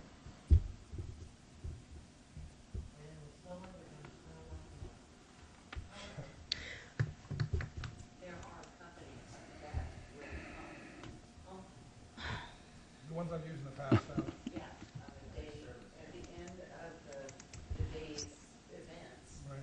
they come, sometimes, I know some of the art events I've been to, they come 2-3 times during the day to keep up. Can we leave after the pumps that day of the event? Can they be left on the premises? I think that what we're trying to avoid is just leaving them there forever and just having them pumped and then they're left there. I think that's what we're trying to Is it a avoid. site issue or a smell issue? Because if this goes twice a week, we could have them permanently and have them pumped as necessary. Because everyone have to come pick them up, bring them back 2 days. throw 'em off, Maybe pick 'em up. serviced after the day of the event. Maybe serviced after the day of the event. Yeah, something with a daily service on event day. Right. I don't have a problem with some of these sitting around. I just don't want. Ladies, let us discuss. Yeah, It's the same thing. We don't want smelly. that's right. You don't want it, nobody else wants it. And we've Change all that to seen these service. things where they look like they're falling apart, and they look like they've been there for 13 years and never been moved, and may not have been cleaned. So that's the biggest concern we have with these units, is that someone takes care of them on a daily basis of the day that you're going to be used. Mr. Miller, how are other rodeo facilities treated? Do they have on-site restrooms? Do they have like permanent porta potties or whatever that? We're like the fairgrounds that have outside. I think if you have an event that's going to be hugely successful with lots of participants and patrons, and they're eventually going to need to probably have some permanent restroom facilities is what they're going to have. And so, again, this is a trial thing. My thought here was to give it a little test trial, to not make them do the permanent restroom facilities and allow them portable restrooms during these events. But I, like you said, don't want them to become a nuisance or a odor problem or a health issue. So however you want to word that, Also, I think if we leave them there and make sure that Maybe the service correct regularly- wording would be something about servicing After each event. after each event. Next day servicing of the units, Within 24 hours or something. yeah, within 24 hours. I mean, most of those service companies can do that within 24 hours. Yeah, Is that, we just want to make sure that it gets done. We don't want those people, and I live at the other end of town, I certainly don't want to smell them. And neither do we. So I mean, whether this is in here or not, we're going to service those to make sure they don't smell. that's good. And when what I don't want is I don't want people walking in, walking out, then going over to another business using their restrooms because they can't stand them. I agree. And we wouldn't want to have facilities like that either. So they're going to be maintained and hopefully somewhat smell-free. And dependent upon the, To be upset because his facilities are being overrun. dependent on the size of the event, you may have quite a number of these porta potties that you'll have to have, and bringing them in and out would be quite a chore. Exactly. Yeah. I'm thinking we'll probably have at least 3 or 4 there. Plus our facilities that are in the bar too, but we'll probably have 3 or 4 out at the At location. least. Yeah. At least. Is that all of this? Or maybe even a bathroom trailer or something like that, but if it goes well. So that, You had mentioned number 7, that number 7, where it says trucks and horse trailers, ingress and egress is shall from Martin Road. I just want to make sure that these guys, or they haul in their trailers, they drop them off in the back with their horses. And if we need the space, that they can go around off of Arizona Boulevard and enter and park their truck in the back. And I think that was the agreement you had with Mr. Shope, correct? Correct. I mean, we lease that parking lot and anyone can park back there. And I understand that we don't want trailers back there because we don't want horses going through that lot and doing their business there. We want to keep it controlled. But if we have the contestants come in, drop their trailers, and if they have to, I'm not saying they do, but I'm hoping they will have to because I'm hoping it's going to be super successful. But And that'll they be can go around and park. Correct. So And we would change that condition to take strike and not and put or there, or through the overflow parking area on the IGA property. Of course, that is a civil matter between them. Correct. And if they have a problem with that, I'm sure they'll tell them to stop doing that. We're not going to have any horse trailers, in that lot at least there, because we want to kind of control our cleanup to the back lot there. But I want to make sure the trucks that bring in their trailers can drop them and go around through there. Okay, I think that's all the changes. Going back to my, I think there was one more on 15 about the MMA. that was going to Event. be a special event permit Right. if and when that would happen. Okay, thank you. I don't have number 15 in front of me, so I'm not sure how that's worded. It was for the rodeo-type events only. it says, commercial recreation shall be limited to rodeo-type events only. Request to conduct other types of commercial recreation on this property will require a new conditional use permit. Okay, can we change that to a special use permit? Well, I'm not applying for a conditional use permit, $1,000 every time I want to have an MMA event back there? It's a special event. What we can say is, I never had to have approval for MMA fights. right, because we've looked at those as special events and you had them very infrequently. So we've allowed those as special events related to your restaurant bar activity. I think that's what we can do here is say that, again, we're talking about a conditional use permit for this big lot area, an arena. And you want to use that arena for these other special events that are maybe happening a few times a year. So I think what we'll do is say in here that, And we may or may not do another MMA fight, but if we were to, I would like to do it there. request to conduct other types of commercial recreation on the property will require, no, let's see, no, let's leave it that way, but then put a note, another sentence after this. It says, special events of limited, a limited times. So how many times a year would you say? Other than rodeo type events, well, we used to do them. On a limited basis. We're doing them once a month, the MMA fights, well, maybe once every other month. And there may be other things we might want to do there that might not be. And I think that if, either. adding another sentence, I think that we should just go with the verbiage we have. And if he wants to do other type of events, because what if he wants to do a motocross event or something else might come up that might be awesome there? We'd still need a special events permit.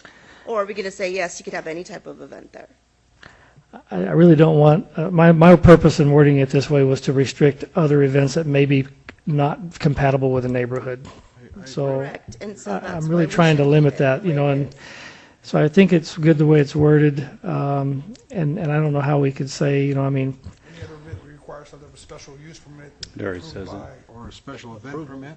yes, let's say any other events of a temporary nature shall be approved through special event process, Yes. special event license. If that could be added, please. Let's add that. We'll add that. Okay. Then I'd like to Special get, event permits licensing.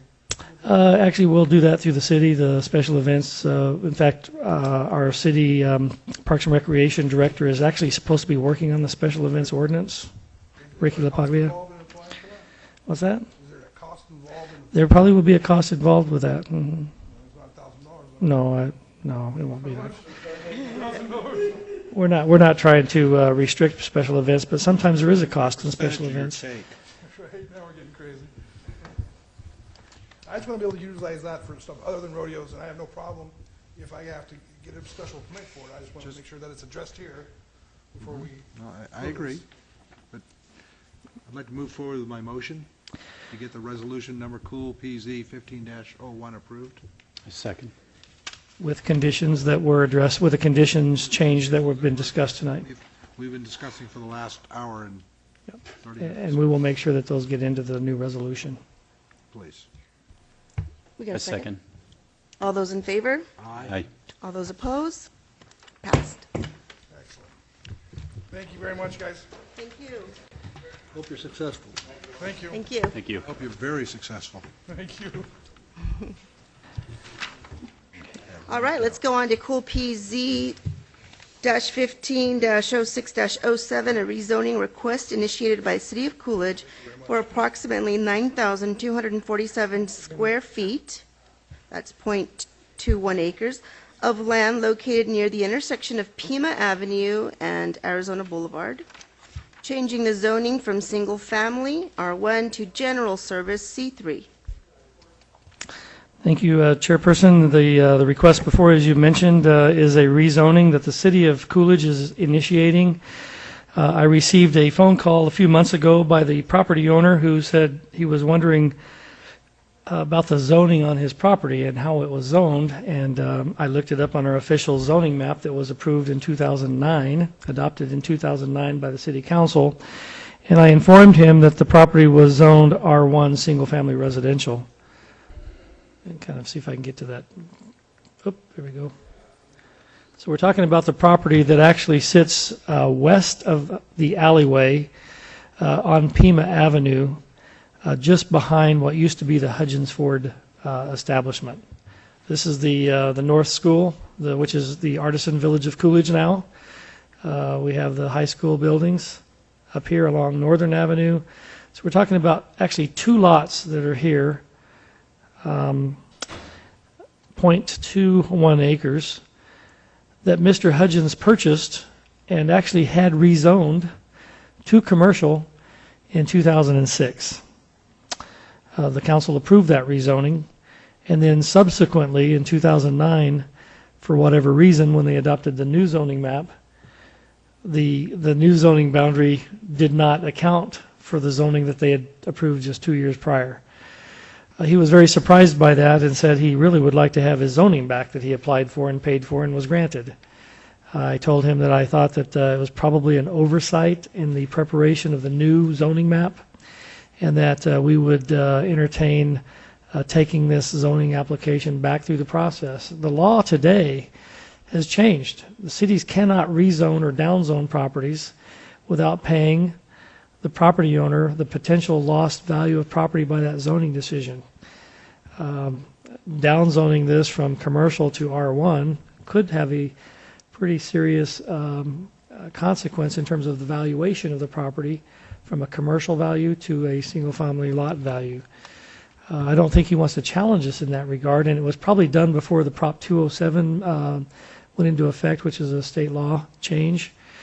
But I feel compelled as a city staff person to recognize the zoning decision that was granted to him just 2 years prior to the adoption of the new map. So we are recommending tonight for your approval of the zone change of this property from R1 single family residential to C3 general services, which is consistent with what the council previously allowed in 2006. And with that, I'm happy to answer any questions that you have at this time. We haven't, I've not received any phone calls. I don't know personally on this. There may be people in the audience that want to address this, but I have not had any calls personally. Sounds to me like at this point we don't have much choice. Well, I think you have a choice. Well, first of all, the Planning Commission is a recommending body on this for the benefit of the public. You do not decide rezonings. You're a recommending body. You make a recommendation on this to the City Council. Through the process, they could say no. We want it to stay. We want to keep it residential. But that's contrary to what they agreed to previously. So it's kind of almost a moral question. Is there anyone in the public that would like to discuss this issue? Mr. Hudgin, I will also state that when he bought this property, he tore down a couple of houses, and his intentions were to use this property along with what he hopes to do is abandon the alleyway, which is a completely separate process. I made no assurances or guarantees that that can be done because, in all likelihood, there are utilities and other things that this alleyway are used for. But he could potentially put in parking area. The alley could be maintained either through an easement for utilities or public access, but it could allow for some additional parking area for this corner when it does develop for commercial use. Is there a motion? Action? We got it. Have we decided if you can vote tonight? Yes. Yes. Okay. Do I have a motion? I'm a motion to accept it I second. as presented. Can you tell me which one it is? Motion to Cool PZ.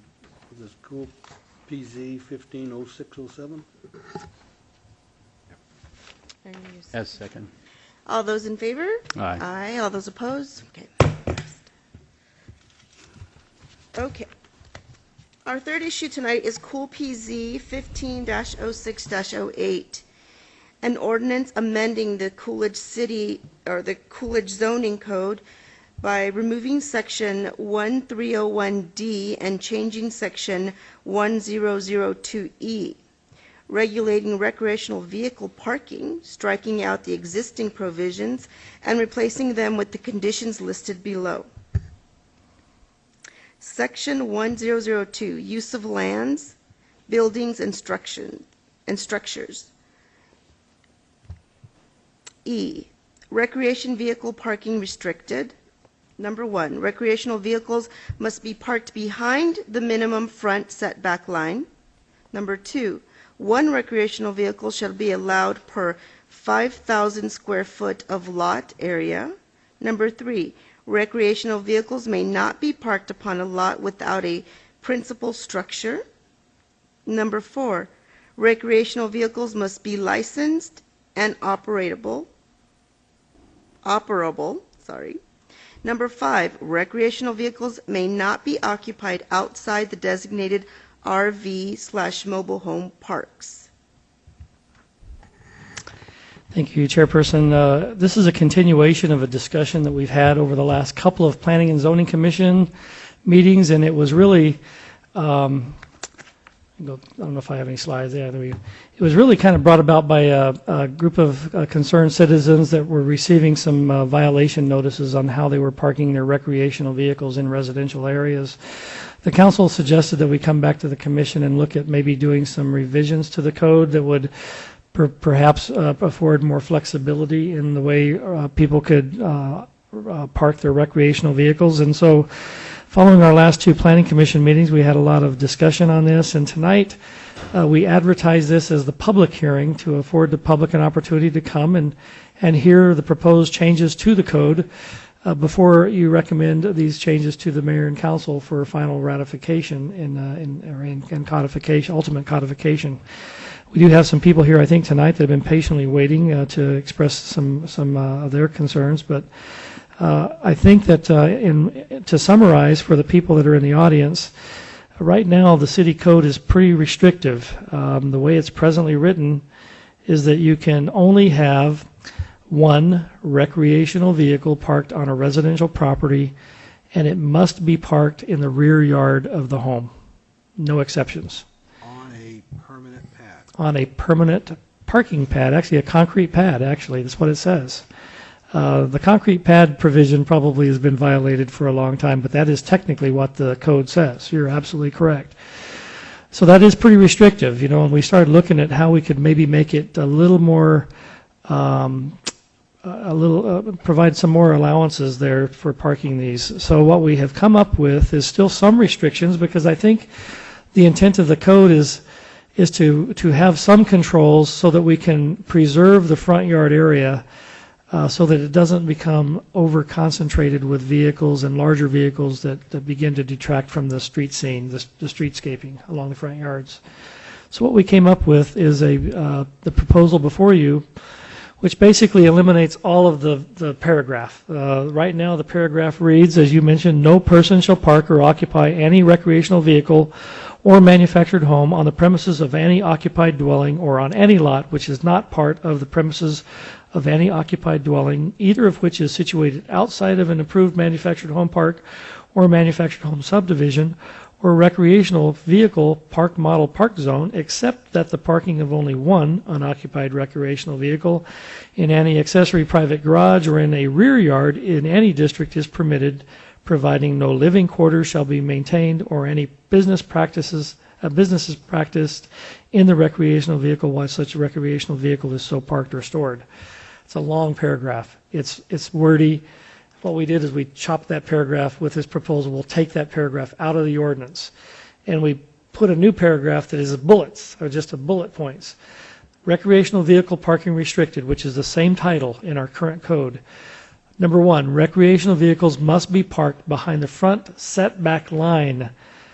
That means you cannot park a recreational vehicle in a residential area within the front 20 feet of your lot. You can still park it in the front yard if you have a lot that is very deep and your house is set back 50 feet. You have 30 feet between your front setback line and the house that you can still park the vehicle in front. Under the current code, you could not do that at all. So we're saying you have to have it back behind the minimum front yard setback line. Number two, one recreational vehicle shall be allowed per 5,000 square feet of lot area. Right now, you're only allowed one regardless of the size of your lot. You can have a 2-acre lot and you can only have one RV on it. So we're saying that, you know, lot size matters. If you've got a small lot, you can probably only accommodate one recreational vehicle. But if you've got a property that's 15,000 square feet, more than twice the size of your traditional standard single-family lot, you could have 3.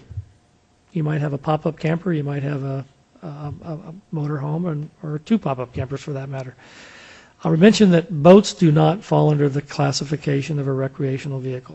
We talked about that previously. The third item that we come up with is recreational vehicles may not be parked upon a lot without a principal structure. We don't want people parking RVs all over town on vacant lots. If someone owns a vacant lot next to their principal structure, they can combine both lots and it wouldn't be on a vacant lot anymore. So that's a way around it. But if they have a vacant lot, it's a separate parcel, they couldn't park their RV on that separate lot by itself without combining the lots. Number 4, recreational vehicles must be licensed and operable. I think that's a reasonable thing. You know, some of these recreational vehicles around town that I've seen probably haven't operated in 20 years. And they become storage bins for everything else. And so flat tires, missing components, broken windshields, and they become a neighborhood eyesore. So they need to be operable and licensed. Now, there are some operable recreational vehicles that may not look very pretty. As long as they're operable and can go down the road and they're licensed, that's okay. Number 5, recreational vehicles may not be occupied outside of designated RV mobile home parks. So still that provision's in here. We don't want people staying overnight in RVs outside of approved mobile home parks or RV parks. Those are the conditions that we presented to the Planning Commission at the last meeting. I think for the most part there was a general consensus that this was a step in providing greater facilitation to property owners and parking their RVs in residential areas over what we currently have, but it still provides some standard to protect the integrity of the city and the look of the city. I'd be happy to answer any questions you might have. It is a public hearing. It is a public hearing, so if you'd like to make a statement or voice, please come to the podium, state your name and your address, please.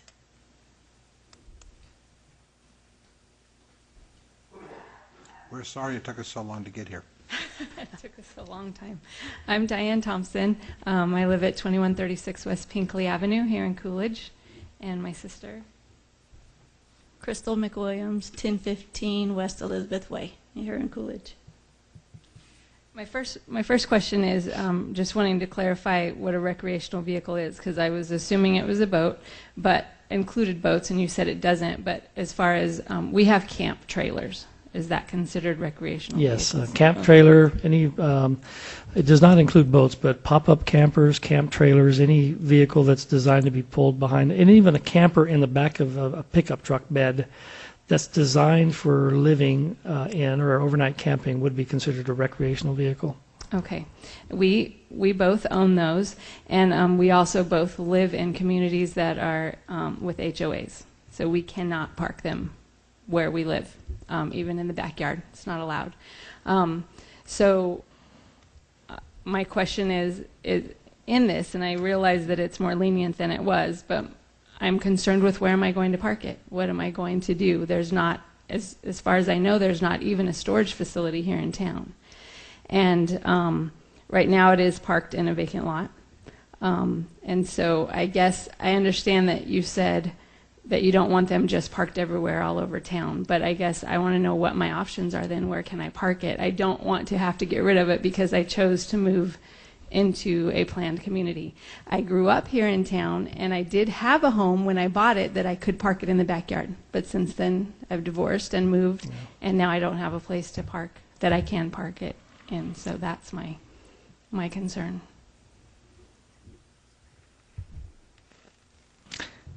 We took into account that a lot of folks in Coolidge live in communities that already have HOA rules and regulations. I think we're a little more lenient than those HOA rules. Unfortunately, I don't know where this vacant lot is. It in the city of Coolidge? Yes, it is. Where it is. So that would be not within the rules that we're proposing. And I don't even think it would be in the rules that we currently have, or is that? No, it's not. In fact, it would be a violation of the current rule. But the thing is, what are your options? I think that's what your question is. There are a couple places in town you can store recreational vehicles on. They're a little expensive, especially if you want shade. I don't know if you're parking on a vacant lot today, it probably is not parked under a shade canopy, so that's probably not important to you. But there are places, I think at some of our storage yards, the storage facilities, the mini storage facilities where they have larger areas back behind those facilities where they will allow you to park those and store them. Along Arizona Boulevard, there's a couple places at these mini storage places. Okay. The other thing you could do is if you do have a family member or a friend that would allow you to park the RV in their yard, there's nothing in the code that says it has to be parked on the property that the the person owns the vehicle that has to, we allow people like yourself to park it in another property owner's yard as long as it complies with these requirements. And as long as they're complying with these and aren't having their own plus yours plus 5 other friends, then they'd probably be violating this code. But it says only 1 per 500 square Per feet. 5,000 square Yeah, feet. 5,000 square feet. Mhm. So. And we have 2. Okay.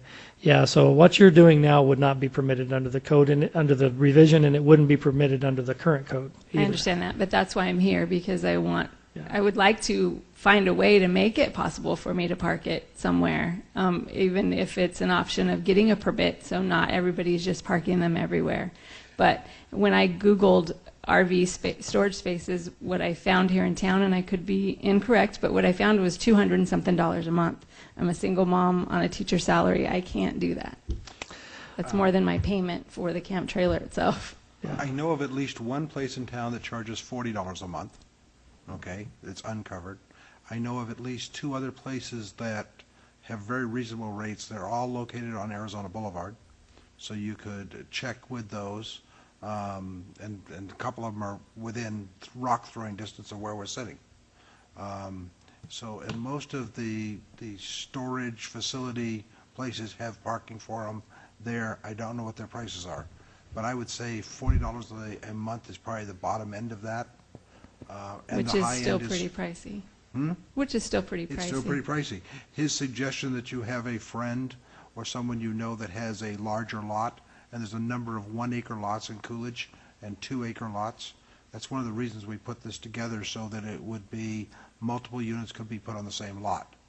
I know of people that have 2 or 3 units on a 2-acre lot that are just parked back there, and they don't belong to them. They belong to friends Right. that they allow them to storage there at no charge. It's not a commercial deal. They cannot charge you because that's not red zoned for commercial use, is my understanding. Correct. But if you have a friend that's nice, that you like or likes you, that's easily done on, and we have a lot of 7,000-foot lots in the old part of Coolidge. And It's only the HOAs that are really limiting the factor. And if you're parking on a vacant lot someplace in town, I don't know how safe your property is. It's fenced in, and it's fenced in, and it was part of the property that I owned prior to my divorce. So it was separated. The lot was separated from a 3-lot parcel. So now you And now now own a we just single lot kept- with and no we- building on it. Right, to keep the trailers on, and now not realizing we couldn't, and Yeah. now we still can't. So Yeah, you couldn't before, and you still can't under Right. the current proposal. right. So my question is, I guess that's why I'm here saying, what can you make that okay somehow? I think the intention that we were trying to do here is to restrict that specifically because there are many vacant lots in town that people can pick up for a song, and we could have these things parked all over town on vacant lots. Those vacant lots oftentimes are not maintained very well. They get overgrown with weeds as it is, and it just adds to the clutter of these vacant properties. So I think that was the intention of trying to keep them off the vacant lots. So with a permit or something like that, could that, because we're not, Well, it's up to the we're commission. not those yeah. people. I know, but the Like, problem is that could there be like stipulations, like if it's behind a brick wall, or, if it's up kept the yard and stuff, like, you know what I mean? You know how like the city goes around and the yards are a mess and you get some kind of fine, like, could that be Then part it of the becomes a stipulation? judgment issue by the person that's doing it. We're trying to stay away from the judgment issue. We're trying to make it cold, hard. This is yes, you can do, or no, you can't. Not, is the You yard can do clean? it Well, if- what determines a clean yard? Then it becomes the person that's saying, well, I think it's clean. Well, I don't think it's clean. I don't want to get into that. Right, but at the same time, that's why I said it's kind of come into play because that's been the issue. So that's been a Yeah, judgment you've as got well. yours in a fenced yard, which is different than what we've had, but we're just trying to get something corrected here. And again, I don't know the answer to your particular question. well, the answer under our current scenario would be you can't do that. And I know you're trying to find out how you can, and I think that's going to be a question that is up to the commission and the council to ultimately decide. If it's behind a block wall, that's on the back side and the side yards, but on the front yard, it's still very visible because you can't have a 6-foot block wall in your front yard. That's not permitted by the code. So it's not invisible, it's still very open and visible to the RV. I don't know what else I can say. It's pretty black and white. Like you're saying, it's not meant to be judgment call on this. We took a lot of questions out of the code by making these very easy to interpret. Which unfortunately caught you. Right? Didn't catch them because they were still caught before. I mean, it's still a violation before. Yeah, the rules are set such, and that's where before, they could have cited you previous to this and say, you can't be doing that. Right. And we realize that, but that's why we're here to say, look, we're kind of at your mercy because we're a camping family. We don't want to have to give that up because we can't afford to store it somewhere. And we don't have a friend that we can park it at. We don't. Because of your divorce, that property that you're keeping at is no longer attached to a permanent structure? Right. It's just the lot itself.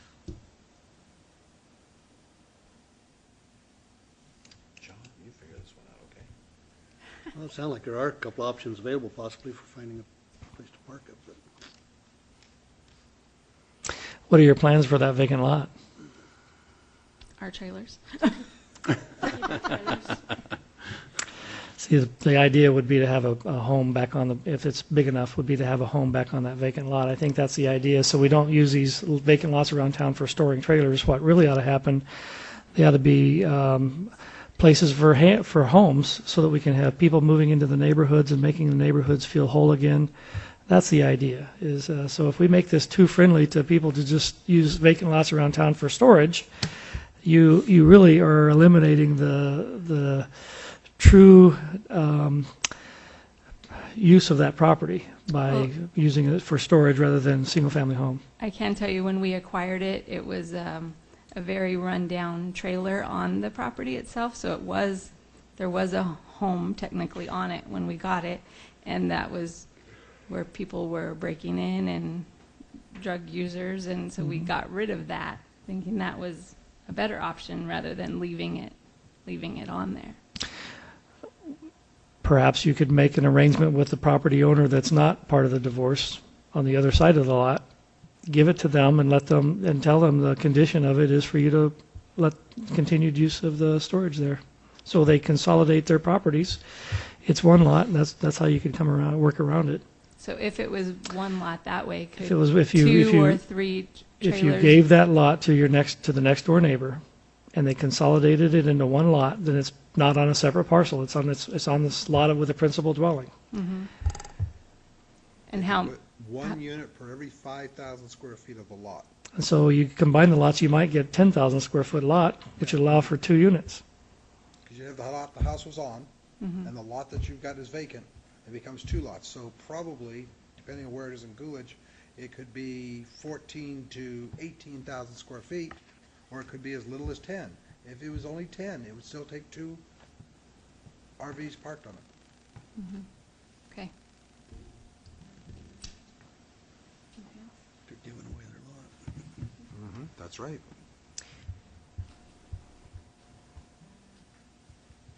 Thank you. Is there anybody else that would like to make a comment or discussion?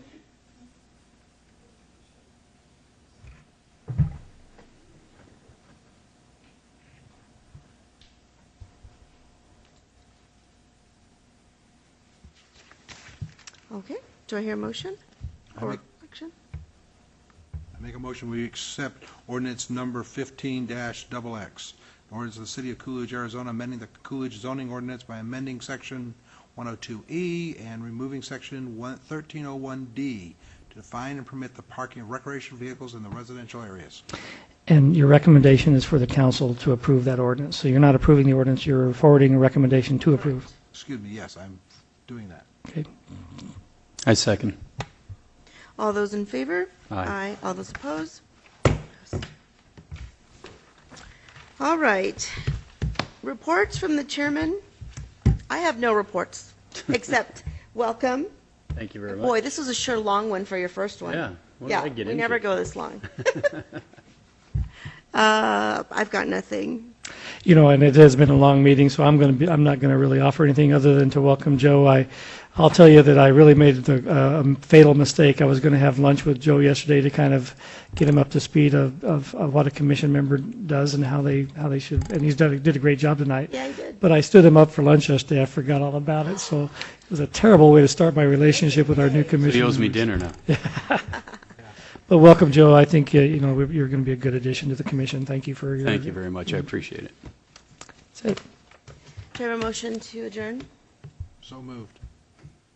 All those in favor? Aye. Aye, let's go. Thank you.